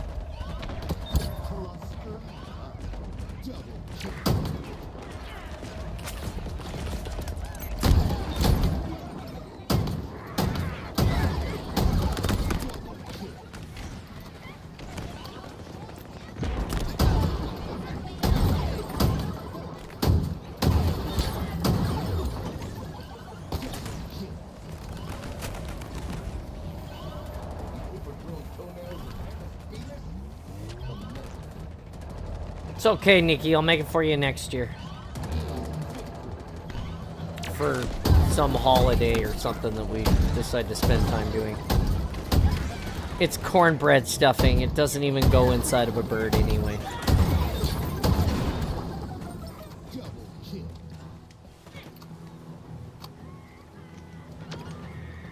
You know, although I feel like bird ass stuffing is where it's at. I haven't had any in a long ass time, but you know, yeah. See what I said there? Bird ass, long ass. It's haha funny. Anyway, what do you mean? Ew. So stuffing in the bird is way better.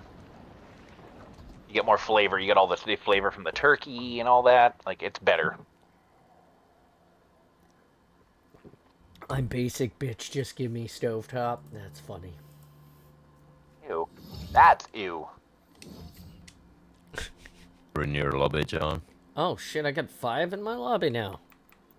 Kick, sass, call.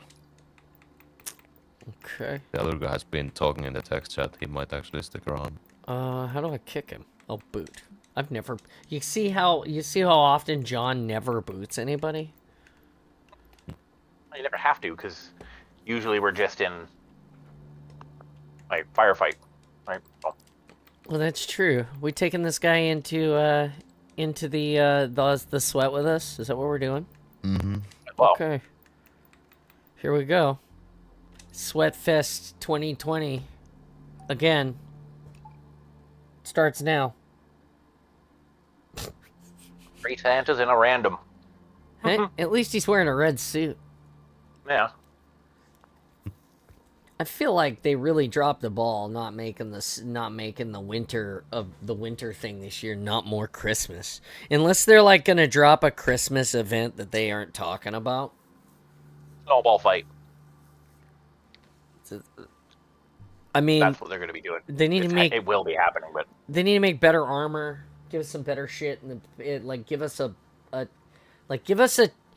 an old pass. Give us a 10 level pass that is nothing but awesome armor and shit for Christmas.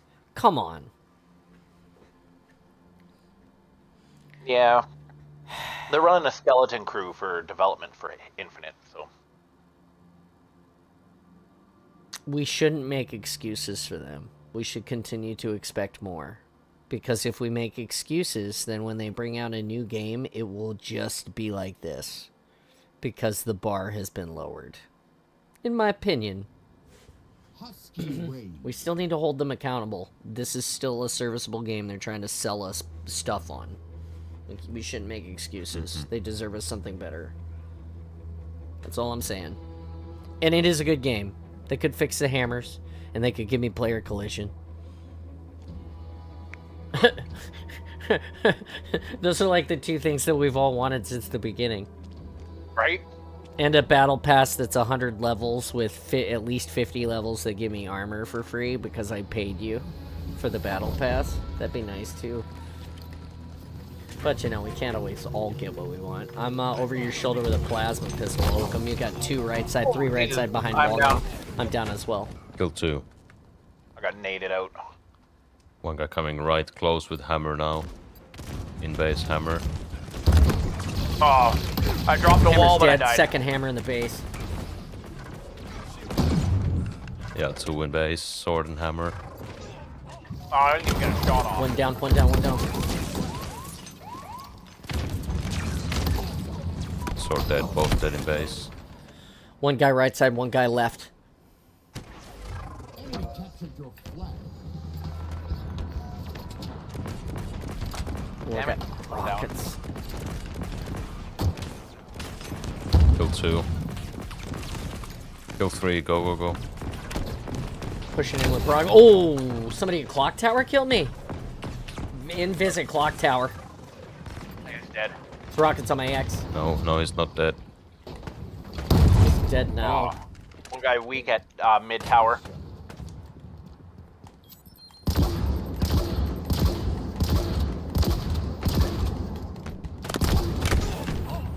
Really? It lost lock on him? That was shitty.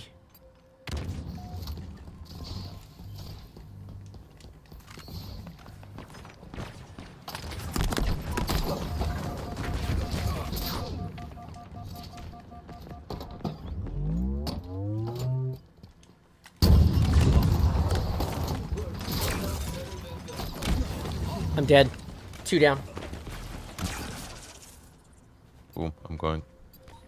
We should try to get Cougar Modder into the Discord so they can talk to us. Down.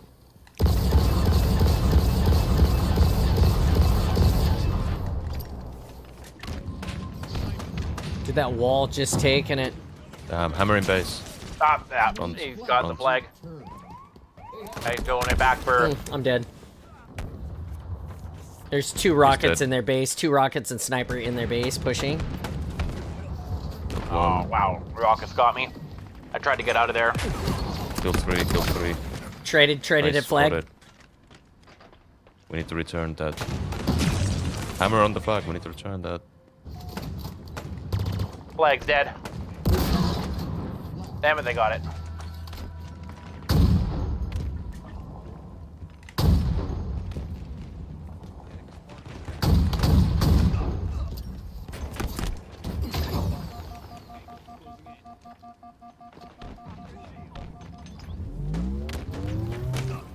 I'm down.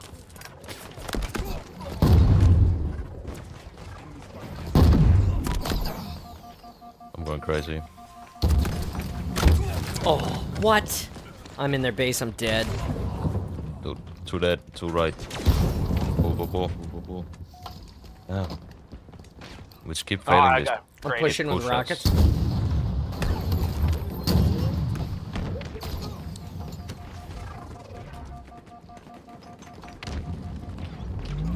Oh wow. I'm dead again. Fuck.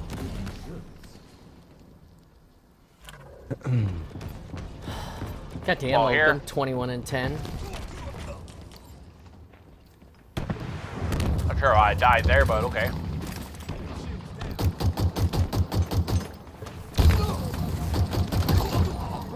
Two dead. Left 1, invis. Dead, 2 down. John. So much better than them.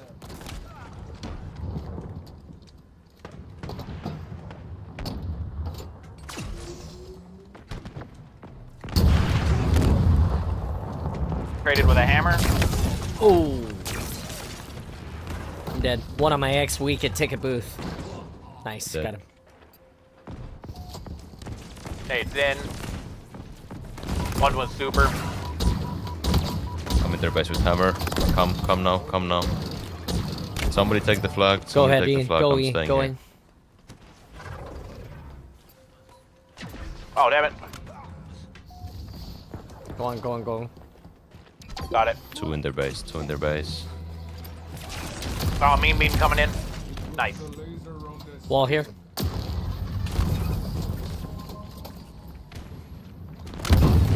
They got skewer back in their base. Wow. That was weird. My auto aim went all weird. Pulling that. Sword in the base. Got the Got sword. him. That was weird. Got the flag. We need to get the flag. We need to stomp on that flag right now. Yeah, I'm on it right now. Good re.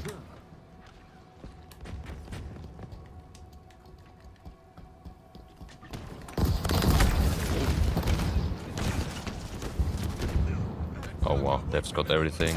Yeah. I got rot. Oh. They also have wall Oh, close. down. There's rockets on my axe. Wall for us. Get the flag. Nice. I'm down.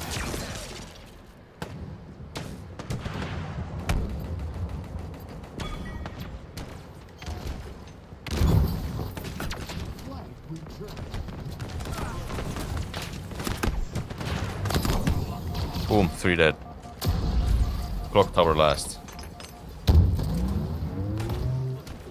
Oh, he's still there. Red sword. Red sword clock tower. Wow, my game just got so glitchy there. That was fucked up. Yeah, You same. guys at mid.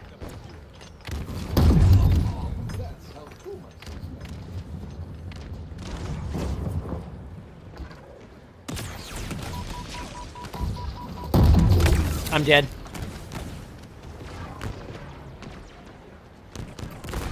Oh my god. 2 right side. Killed I'm one. dead. Ooh. The And lag is broke. crazy. Okay, we need to start moving up. Ooh. Hammer. Left side of ticket booth. He's behind you, Oakham. Damn, couldn't get anyone. Still down by one. Wall here.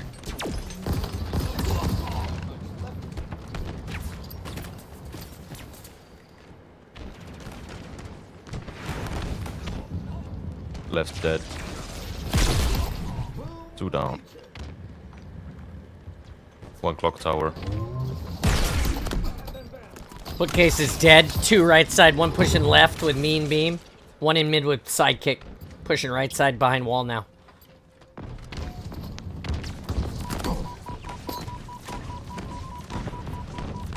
Oh, hammer, really?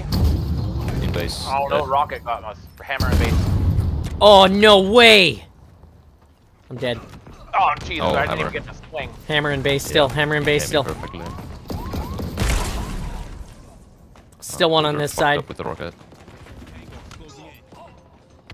Yeah, I can't do anything.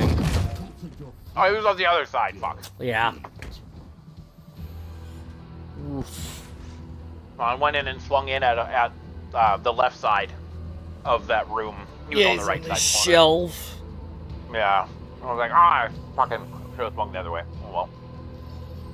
Rough. Rough, rough, rough.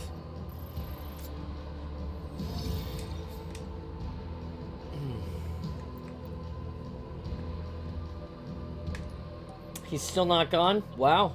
What a champ.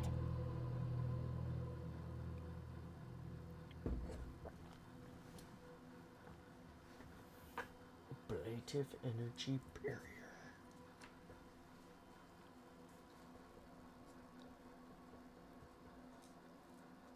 603 followers. That is so cool.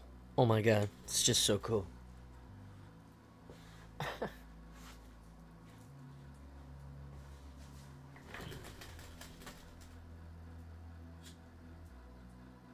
Tomorrow is the Finnish Independence Day.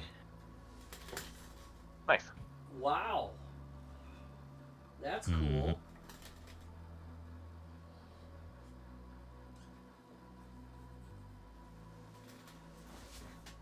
That's super cool. Finnish independence. That's something to be celebrated. Anybody who's independent is should be celebrated, I feel like. Husky raid. Ooh, hey, look at that. Sandwich time.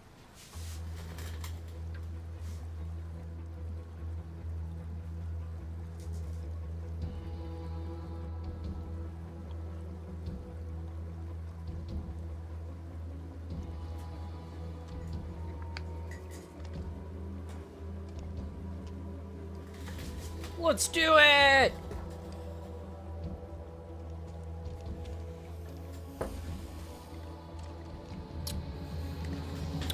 I can't believe we've only got 45 minutes left in the awesome. Ball Reading here. takes a long time. Reading does take a long time. And I feel like I've extended my ability to read longer every time because I'm getting better at reading. So I feel like that's pretty good too.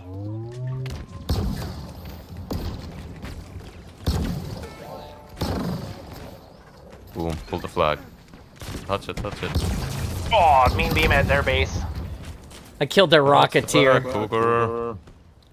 Fuck, this guy doesn't know how to play. Kuga.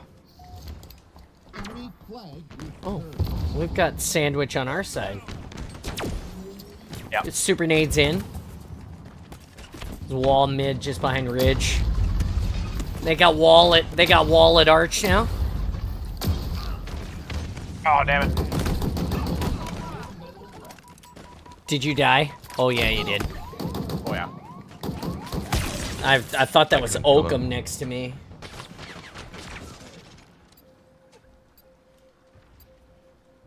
I don't know why I asked you if you died, because I watched you die, whoever that was next to me. I thought it was Oakham, but...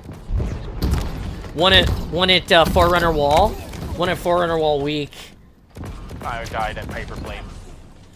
This one in Creek. One in Creek now.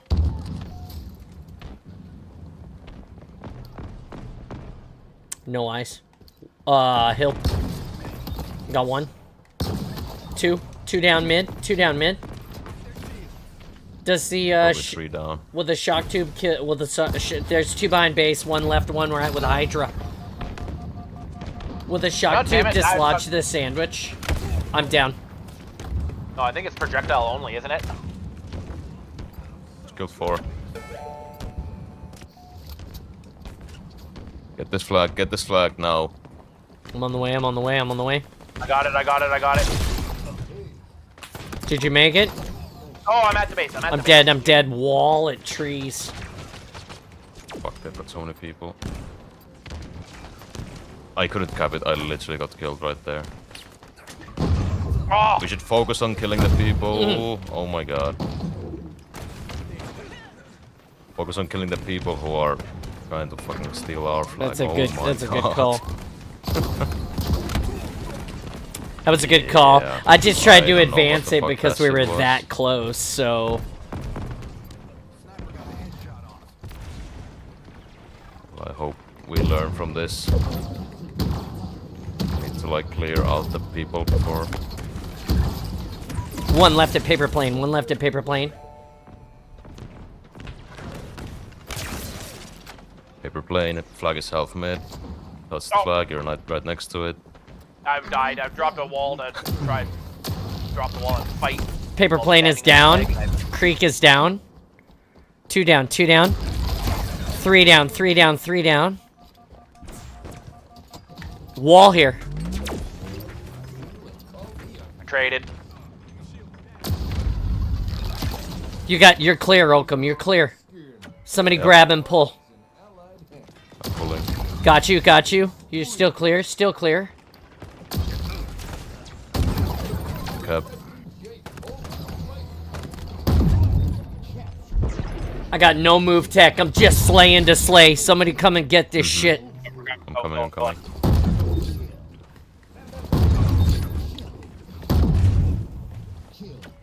Get it, get it, get it.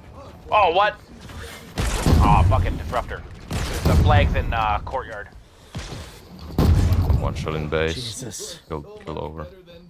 I'm getting the flag. Yeah, yeah. Get it. Get it. Get it. Get it. Go, go, go, go, go. I'm Here. still here. I'm dead. I'm dead now. Got the cap. Body blocked. There it is. There it is.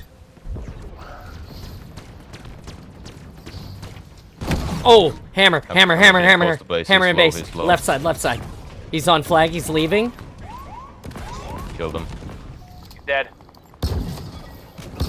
Oh, needles got me. 2 guys right, low. Getting closer. Returned. Nice. Flag returned. 3 down. 3 down. No eyes. 3 down. No eyes. dead. I'm putting wall on bridge here.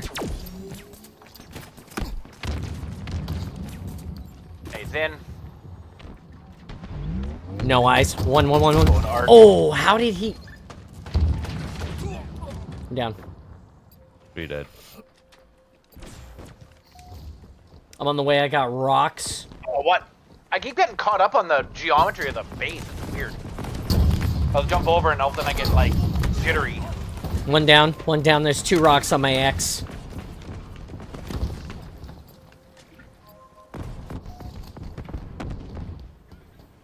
Hammer back of their base, 1 spawning left. Oh, damn it. I tried to get him. I got the other 2. They got There's wall. hammer They got going wall right, at. close to our base. They got wall behind mid. Hammer dead. They're getting closer. On a paper plane. Still Oh. there. 2 guys close, 1 left. Oh, there is They're all no way dead. that guy lived. Again, how did he Fuck. live? I got it. That 1-shot guy. Oh, god dang it. I'm sorry, boys. Yeah, you had the bad guns. I You can spawned still get close. plasma pistol sword. No. Oh, almost. Look at that shot, Oakham, on the feed. Oh. I got Oh, him. wow. I got him 2 out of 3 times. I think you killed him after he capped it. I think he capped it, and then your Now kill shot drink landed on him. your drink.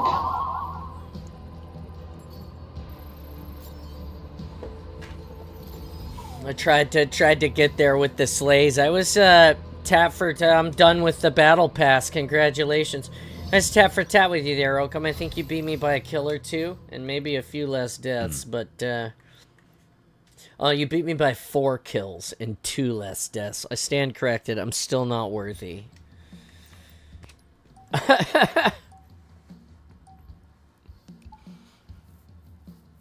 God damn. Thinking 3 hours and 27 minutes into the awesome. We are trucking towards the end today. It is crazy. I'm receiving a package from FedEx today. It's a Christmas present for my son. I hope that it arrives before he does from school, because I will be the sad if it arrives and he's here to see it. Yeah, isn't that cool? That last game was Cougar's 5th matchmaking game. No way! Yep. Did I gotta send him an invite? He is like hanging out with us, like... Oh, he's bronze though. He's new. He's so new. We're gonna send this guy a gamer card. We're gonna send this guy a friend's request now. I hope he's worthy of it. Add friend. There we go. Oh, it's one of the you gotta request his friendship. He's that kind of guy. Yeah. No, they changed it. You have to do that now. Oh, is that a normal thing now? Yeah. Okay. It was an update. As an Xbox update, like the whole system update. I just You had can't just add people as a friend. You have to it's a friend request now. Oh, gotcha. You just had a FedEx package delivered as well, literally. 30 seconds ago. No smell goods, you said, though.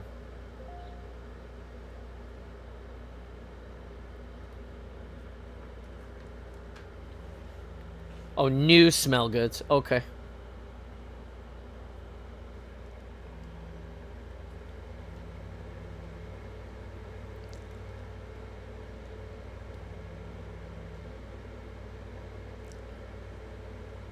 Husky Rain.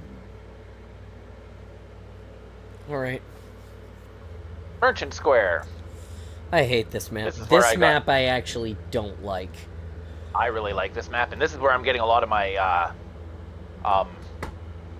the decorations from, and like textures and stuff for my map. Oh, it's well constructed. It's well put together. I don't like the map. I just don't like how it plays. I've never been able to get up on top of that stupid little rooftop and capitalize on position and weapon. Maybe that's just a skill issue. But it's one of Oh, my... I am down. Wow. I'm down too. I'm down left as well. It's one of the things that I have a hard time with this map is... No ice. Pushing out. What? One left, one left, I one was left. full No, shield. no. How the fuck did he punch me? Watch out, Oakham. Nice. Yeah, got him. Wall there. Have a wall. Oh, it didn't get out. Well, here. Oh no, it didn't. Mine didn't deploy either. Wow. Oh, it's because they're shooting that through the wall. That's why. Left close. One. I'm dead. Again. We're camping in the base. Please get out. Oh, what? Oh, he had a hammer. Fuck you. He's right in front of you, John. Yep. Yep, he is. Still weak in the bit. Oh, he's egressing. There you go.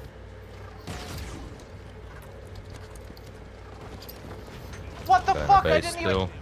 That was stupid. My lunge didn't work. My guy just stood there and just swung. There are guys still in our base. Yeah, rockets front. Invis. Oh, I just got hosed.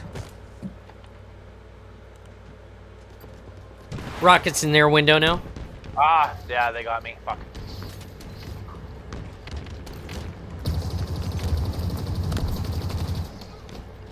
I'm grappling behind. Two out front, left side.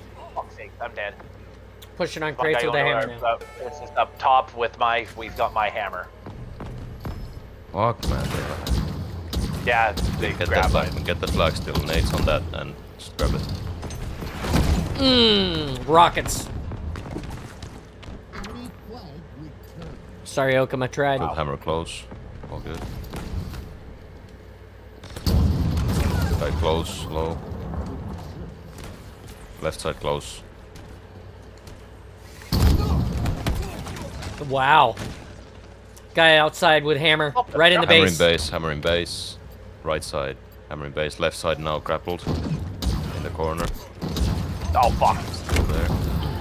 Yeah, he Rockets- sent me into up to the rockets sky outside. and then killed me. Rockets pushing in, rockets pushing in. 3 dead. Oh. I am just getting toasted this match. Right? Me too. I have 3 kills. Oh, we both have 3 Two kills. guys top mid. They're getting close. They're all guys here. front. One down. 2 down. For us. 2 down. Just one overlook now on mid. Another row for us. Oh Jesus! Oh, their wall. They had their wall right there. I fucking bounced their fucking shit off their wall. I thought I Let's didn't not realize get I was. stuck here. Oh shit. Capitalize. Hammer mid at top. Shit. Oh, another hammer. Fuck, there was 2 of them. There's one hammer going top mid. He's going up top. Killed, Nice. killed. Capitalize on this moment now. Nice. I'm helping you from behind. Oh, tell me more. I'm down. Double. I'm down. Okay, go immediately for that flag. Our guy's still in the base. I'm on the way. I've got no move tech. Oh, damn Just it. got a double kill. I'm pushing in with no move tech. I'm down. Nice. One hammer left. Hammer dead. I think they're all 4 out. Guy's dead. They're respawning now.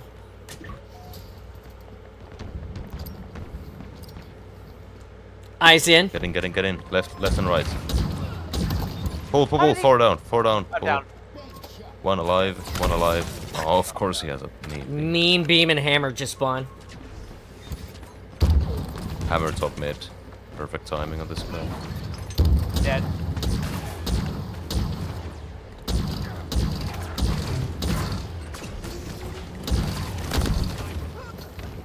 Cart weak. I'm hiding.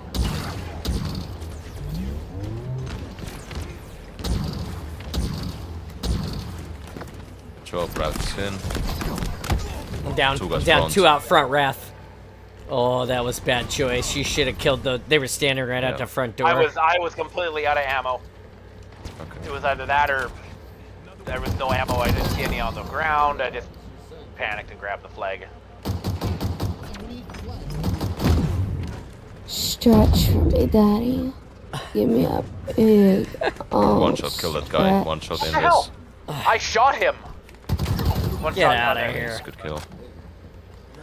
Base, I'm base dead. somewhere. Hammer just out front. Just out front, right side.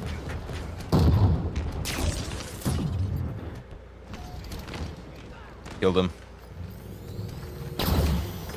Oh, that was a great wall. Ball here. Cart 1 still. Oh, fuck. God damn it, I backed through their wall and killed myself. I am a genius. Dead. I did that Top earlier. cart.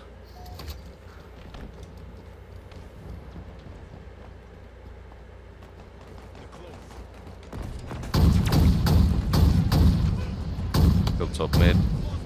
Wall here. Oh, somebody That's 4 just dead, saved that's 4 me. dead. Close wall. Close Grenades wall for going us. left. One round of Grenades slays and going that's it. left. Close wall. Yeah, I'm in. shoot I'm them. in. I'm in. Shoot them. They're bunch bunkered up right. 2 dead right. 2 left. 2 left. Okay. One. Nice. on the Go, way, go, I'm go. on the way, I'm in on their the way. base. I'm gonna Oh, meet I you got mid with a backsmacked. wall. There's 2 in their base. Oh, that was an epic Nice cap. fucking fly. Yes. Oh, a hammer. Wow. Where? Where the hell did he come Oh, from? close to base. Close to base. window. Hammer in base. Hammer in base. I'm Pull dead. it. I'm dead. I'm dead. 2 in Yeah, he's mid. dead, 2 on he's top. dead. 2 on Two top. are Pushing. 2 getting close. Hammer at window. Hammer at window. Nading. Oh, Jesus. Fuck. Hammer left. Hammer dead. I'm dead. I put one grenade out. One pulling. Guy in base is dead. Killed. Returning flag. Flag returned. Top mid one, right Wall side. out. Close. Oh, damn it. He walled just at the right time. I'm dead. They've got my hammer right side now behind Nook. Got one of them.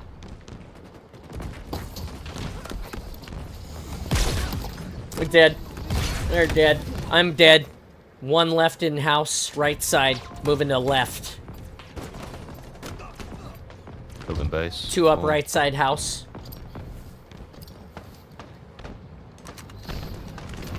Boom, 2 dead. Playing with grapple. Lost one. There's one invisible somewhere. Oh, I'm dead. I'm dead. I'm dead. I'm dead. Three right side, moving left now.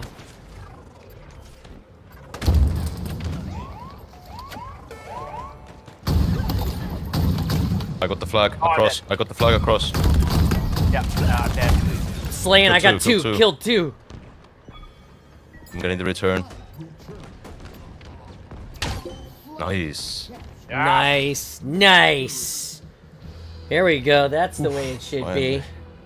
Yes. Okay, I gotta put these out the way. Jesus Christ. Been eating them all day. It's good stuff. Boom, boom, boom, boom, boom, boom, boom, boom, boom, boom. Good stuff.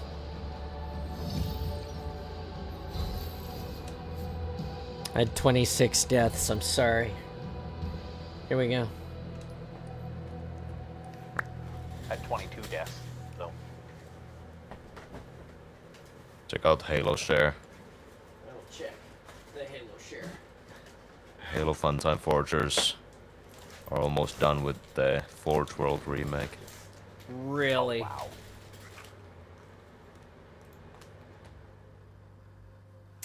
Oh, That looks so good. that's awesome.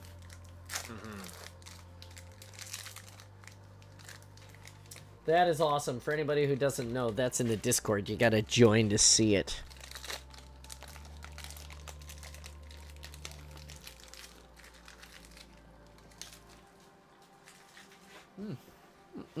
That's crazy. That was like, wow. Hey, Frontal Draft, by the way, if you're still hanging around, thank you for the follow. Sorry I couldn't even see your name on the screen through the visor, so...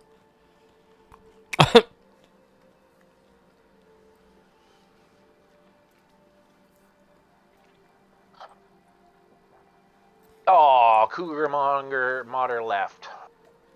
Oh, bummer! Alright.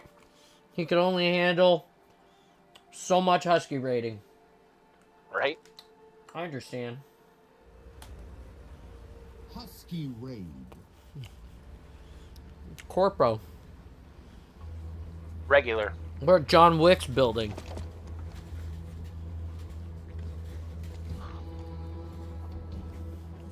Welcome to the Continental.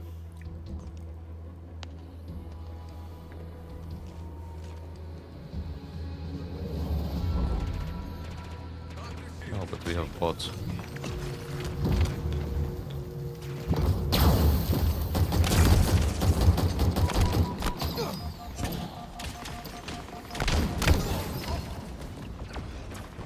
John is dead.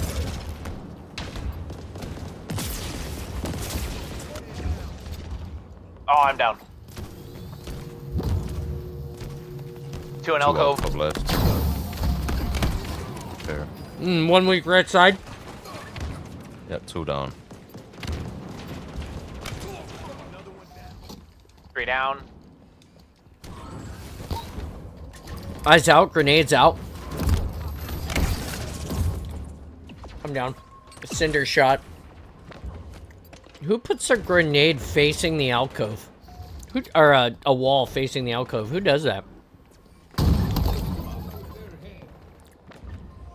Come on, move up. We're literally... Moving Come up. on, what's Moving happening? Up. I just They're spawned not with a coming through and sniper. we're just waiting.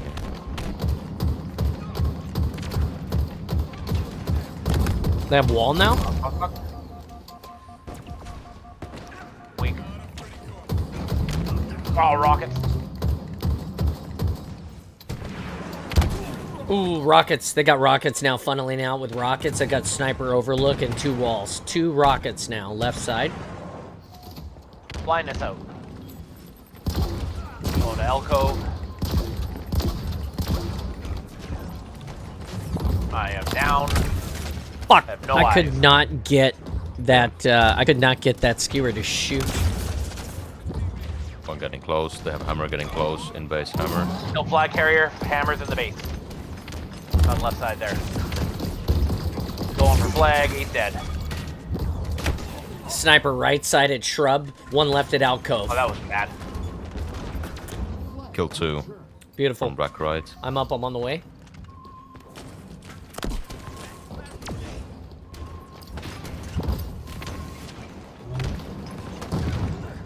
Oh, I got naded out. I'm dead. There's 3 there, Oakham. Oh, it's Photon. Close. Oh, Pluto. Sorry, Pluto was on me. 2 down. I'm down. 1 left side heat wave. He's dead. Left side outcove dead. 1 center.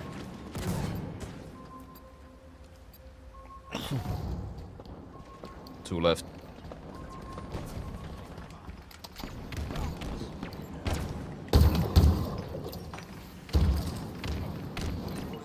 Rockets right there. Oh, I'm dead. Fuck.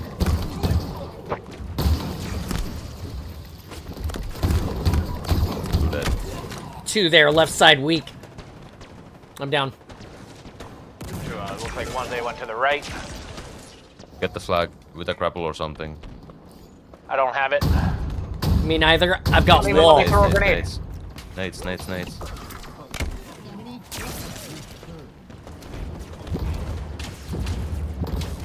Wall here.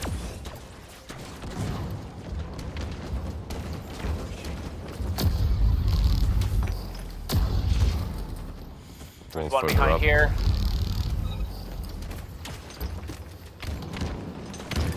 One dead. Wall a little bit farther. Another dead. Nate's in. Heal Heal first here. middle. Wall here. Nice. Damn, he got perfect hammers. You got a heal on you. Oh, damn it, I'm dead. They're advancing sword on left side. Shrub. Sword shrub pushing. Yep. Inside now. 1 right side. Dead. Pushing in now. Two dead. Pushing in. Dead. 1 left, 1 right.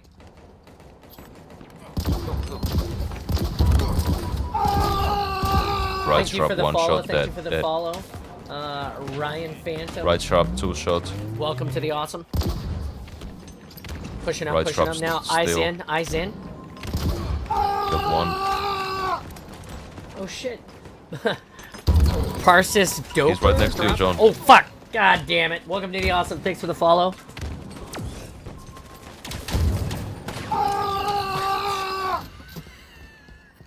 Nice. Come on. Okay. I'm coming for the pole. I'm on the In the way. base. I'm on the way. I've got a hammer. Oh, I got hammered. Damn it. That's a pole. Oh, that's a bad shroud. Oh, John is in. I'm trying to come for the flag. I'm here. Got the next one. I'm dead. Hey, thanks for the follow. Welcome to the awesome, guys. Also, Philippogs. Welcome to the awesome. I'm on the way. I am weak. I'm hiding. What the hell? How did that happen? Shot 2, 3 on flag. Yeah. I couldn't do nothing. I had a heat They're They're wave. pushing close, pushing now. Careful now.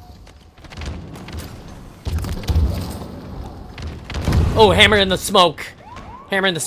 Killed. I'm getting through. I'm going through.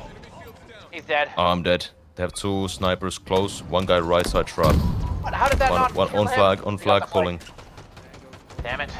Nice. We got him low. Ah, I couldn't get him. spawned with the sniper. Died. They have a rocket somewhere. Left side 1 shot. Outlook. Rockets are down. Left side still, alcove. Still there, alcove. Killed one, front. Behind wall, one shot. Dead. Nades in.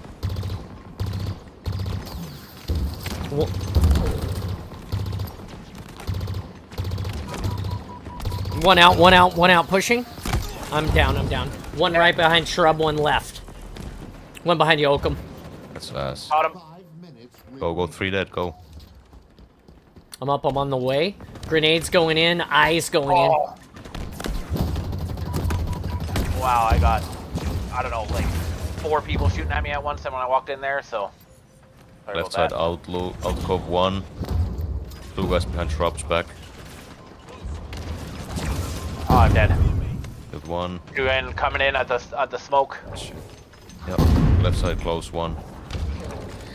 Good job. Nice. Close shrub. I'm Dead. down. There's one In left, base, one shot left. right. I don't see. They're spawning now. Yeah. Guy shrub, right side. I'm far. down. They've got 2 snipers. They got one in alcove now. Second in alcove now. Stand up? What the Alcove. fuck? Picked up equipment and it made me stand up out of my crouch. Still alcove. Oh, nah, that was a... Wall Still here. alcove. Still 2 in alcove. That's the only one. Fuck, there's Only one. only with one. hammer. Okay. Still there in the left corner, thrown in the pillar. I'm up. A little farther out wall. It's now. Alcove still. He's like Yeah, one still shot. one, He's still got one. hammer. One here. He's still there with the Wall hammer. here.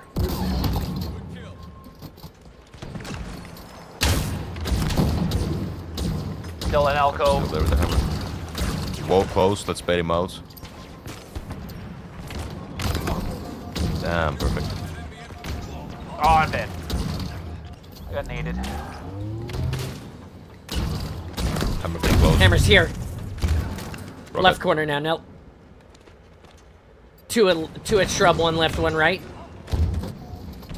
All right, I'm on the way out with Cinder Kill in two, kill support. two, go I've in, got go in. move text. Cinder going deep. Okay, our boys in. I'm pulling. That's it. Nice job. Yes. I got a grand slam right at the end there. Nice job. Whew. That was a sweaty match. That's good stuff. We got time for one more. Unless it goes fast, and then we got time for another one after that.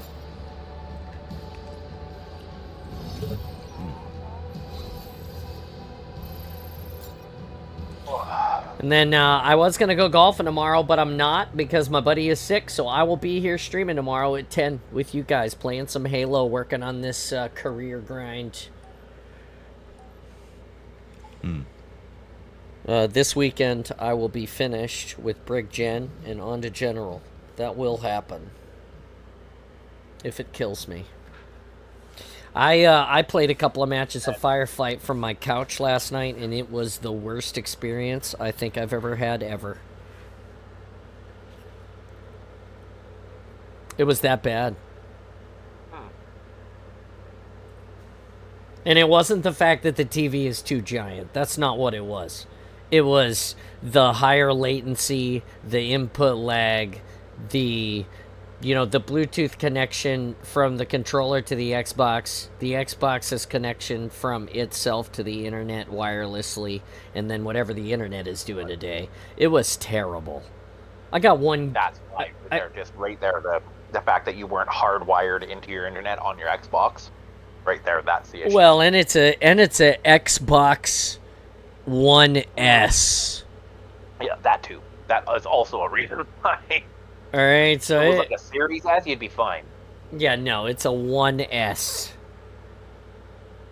It's terrible. 10 out of 10, would not recommend.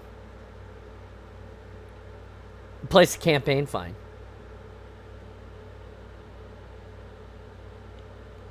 Campaign's not super Fix heavy your damn like, back. on what it needs. Loads in like certain sections at a time, right? Yeah.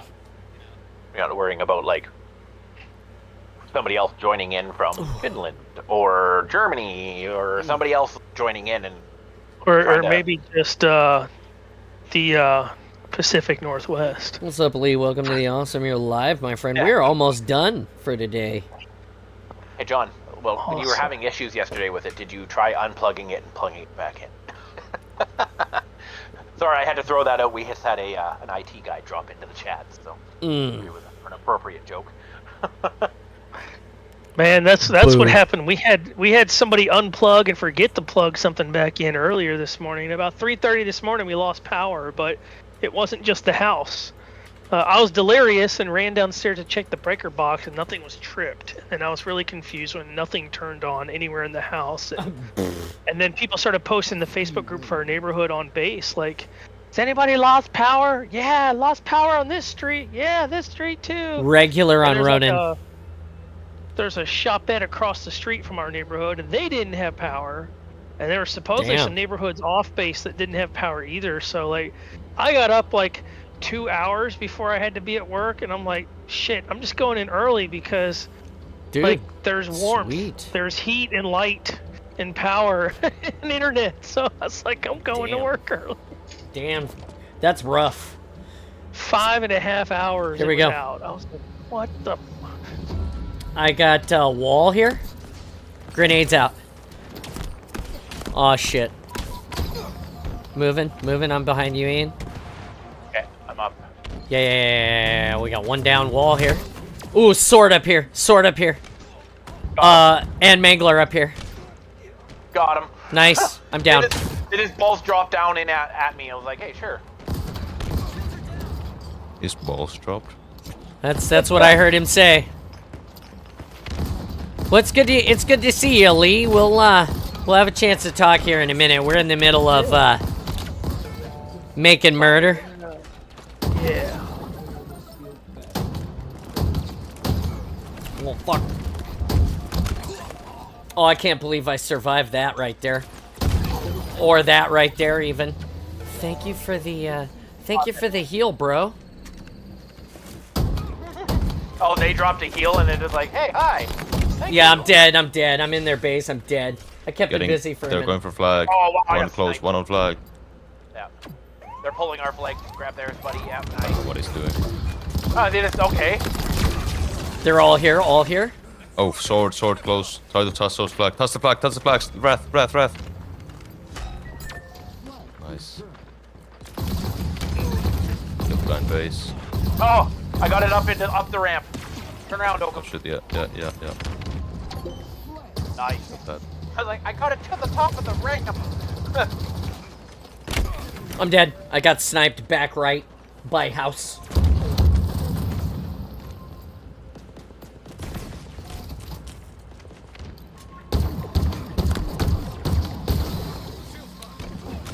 What the hell? Guys, push up if you can.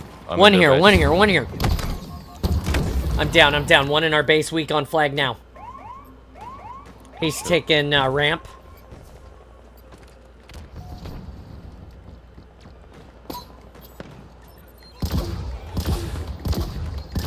We can get that. Nice. I'm dead. Oh, rockets. Wow. Sniper left. Ooh, he's good. Oh, Their elbow.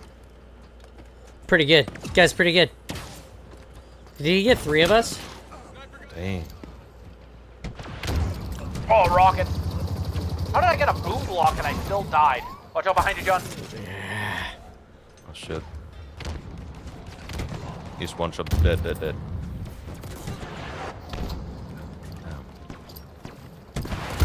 Rockets on in base now. Oh, flag.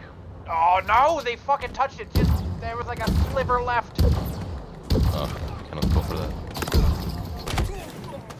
I can't believe he got away from that cinder shot. That had to be like on his heels the whole time.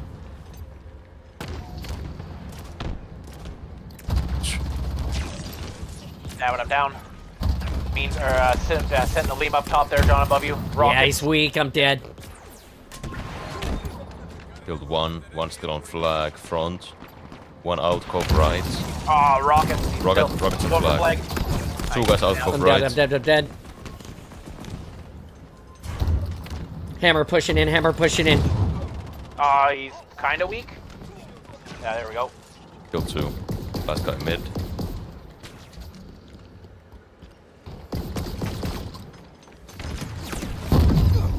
Nice snipe. I'm down. He's got heals right alcove. He's got hammer right alcove, bottom.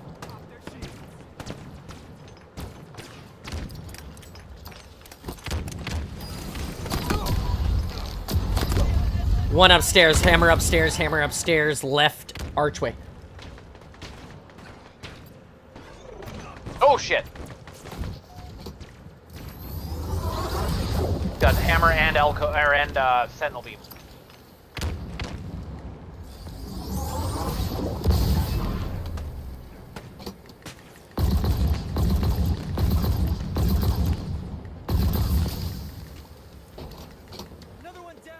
One shot in their base. Nice. We can pull maybe. Still one up here. Heard. Or two, could be two. Yeah, two. They have hammer there. And rockets. I'm down. One closing pushing alley. mid with on flag, he's dead. Oh, rockets got me. One pushing from alley, hammer. He's dead. I'm lagging a lot.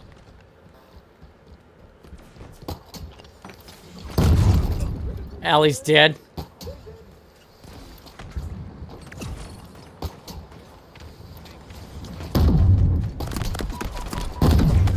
There's no way that guy lived all them times. Oh, I We suck. can get that. We can get that now. I'm down. Yeah. Go. I'm in their base. They don't even know I'm here. Body blocked as best as I could. Nice. Nice. Yes! Yes! I was the trash bag that time. Oh. Guys, that's it. That's 4 hours. We're done. Thank you for being awesome with us. You watched us win a couple at the end. We sweated our everything off to get there, it feels like sometimes. Uh-huh. I don't know. I mean, maybe it wasn't that bad. We only look like we're at like 90 beats this 90 beats or something this time around. So maybe we'll work a little harder next time. Hey, thanks for listening to us read today. It was awesome. We're I didn't tell you guys how far we made it, did I? 260. Page 260 now. Out of 382, 383, 385, 390. So we got 130 pages to go. That'll probably take us, I don't know, 1 or 2 episodes more, and we'll be into the next book. Anyway, check it out. We're about, I would say, 1/6 of the way, 1/8 of the way through our journey to general. 195,000 more points to go. Barf. Hey, thanks for Oakham for stopping by and letting us test his map today. I have to apologize for being so salty about being a sore loser. I gotta get that out of my system. I've had that going on a couple of days. Maybe I need a break. Thank you to Lee for stopping by and being awesome with us. You know, I was sick last week. It could be that too. Maybe I just need a little more rest. Thank you, Ian, for hanging out with us, telling us about your map. Thanks for adding me onto your group of editors there. I appreciate it. We're working really hard to get that thing off so we can put it in Halo before the holidays. It won't be in there before the holidays. Maybe next year. Maybe it'll be a featured map in the Christmas stuff next year. I just want it in the matchmaking. So then there's at least a snow map in the fucking game. On a regular basis. Yeah. Well, shit. Anyway. I don't want to keep you guys any longer because you got shit to do and we've all got shit to do, so I'm going to sign off now. Thanks for being awesome with us. Come and find us about 10 tomorrow. We're going to be on a quest for 700 followers tomorrow. We're at 606, 46 subs. Our goal is 50, and we try to get 80 every month. Thank you so much for every one of you who make it awesome. And I don't forget about you YouTubers either, all 72 of you. Thank you. From all of us here at the Spartan Space and the Discord, I'm Spartan John. It's been awesome. I'm awesome. You're awesome. Be awesome. Stay awesome always. Take care of each other out there, and we'll see you tomorrow here in the Spartan Space, where it's awesome. All right, bye, guys. See you later. See ya. Bye.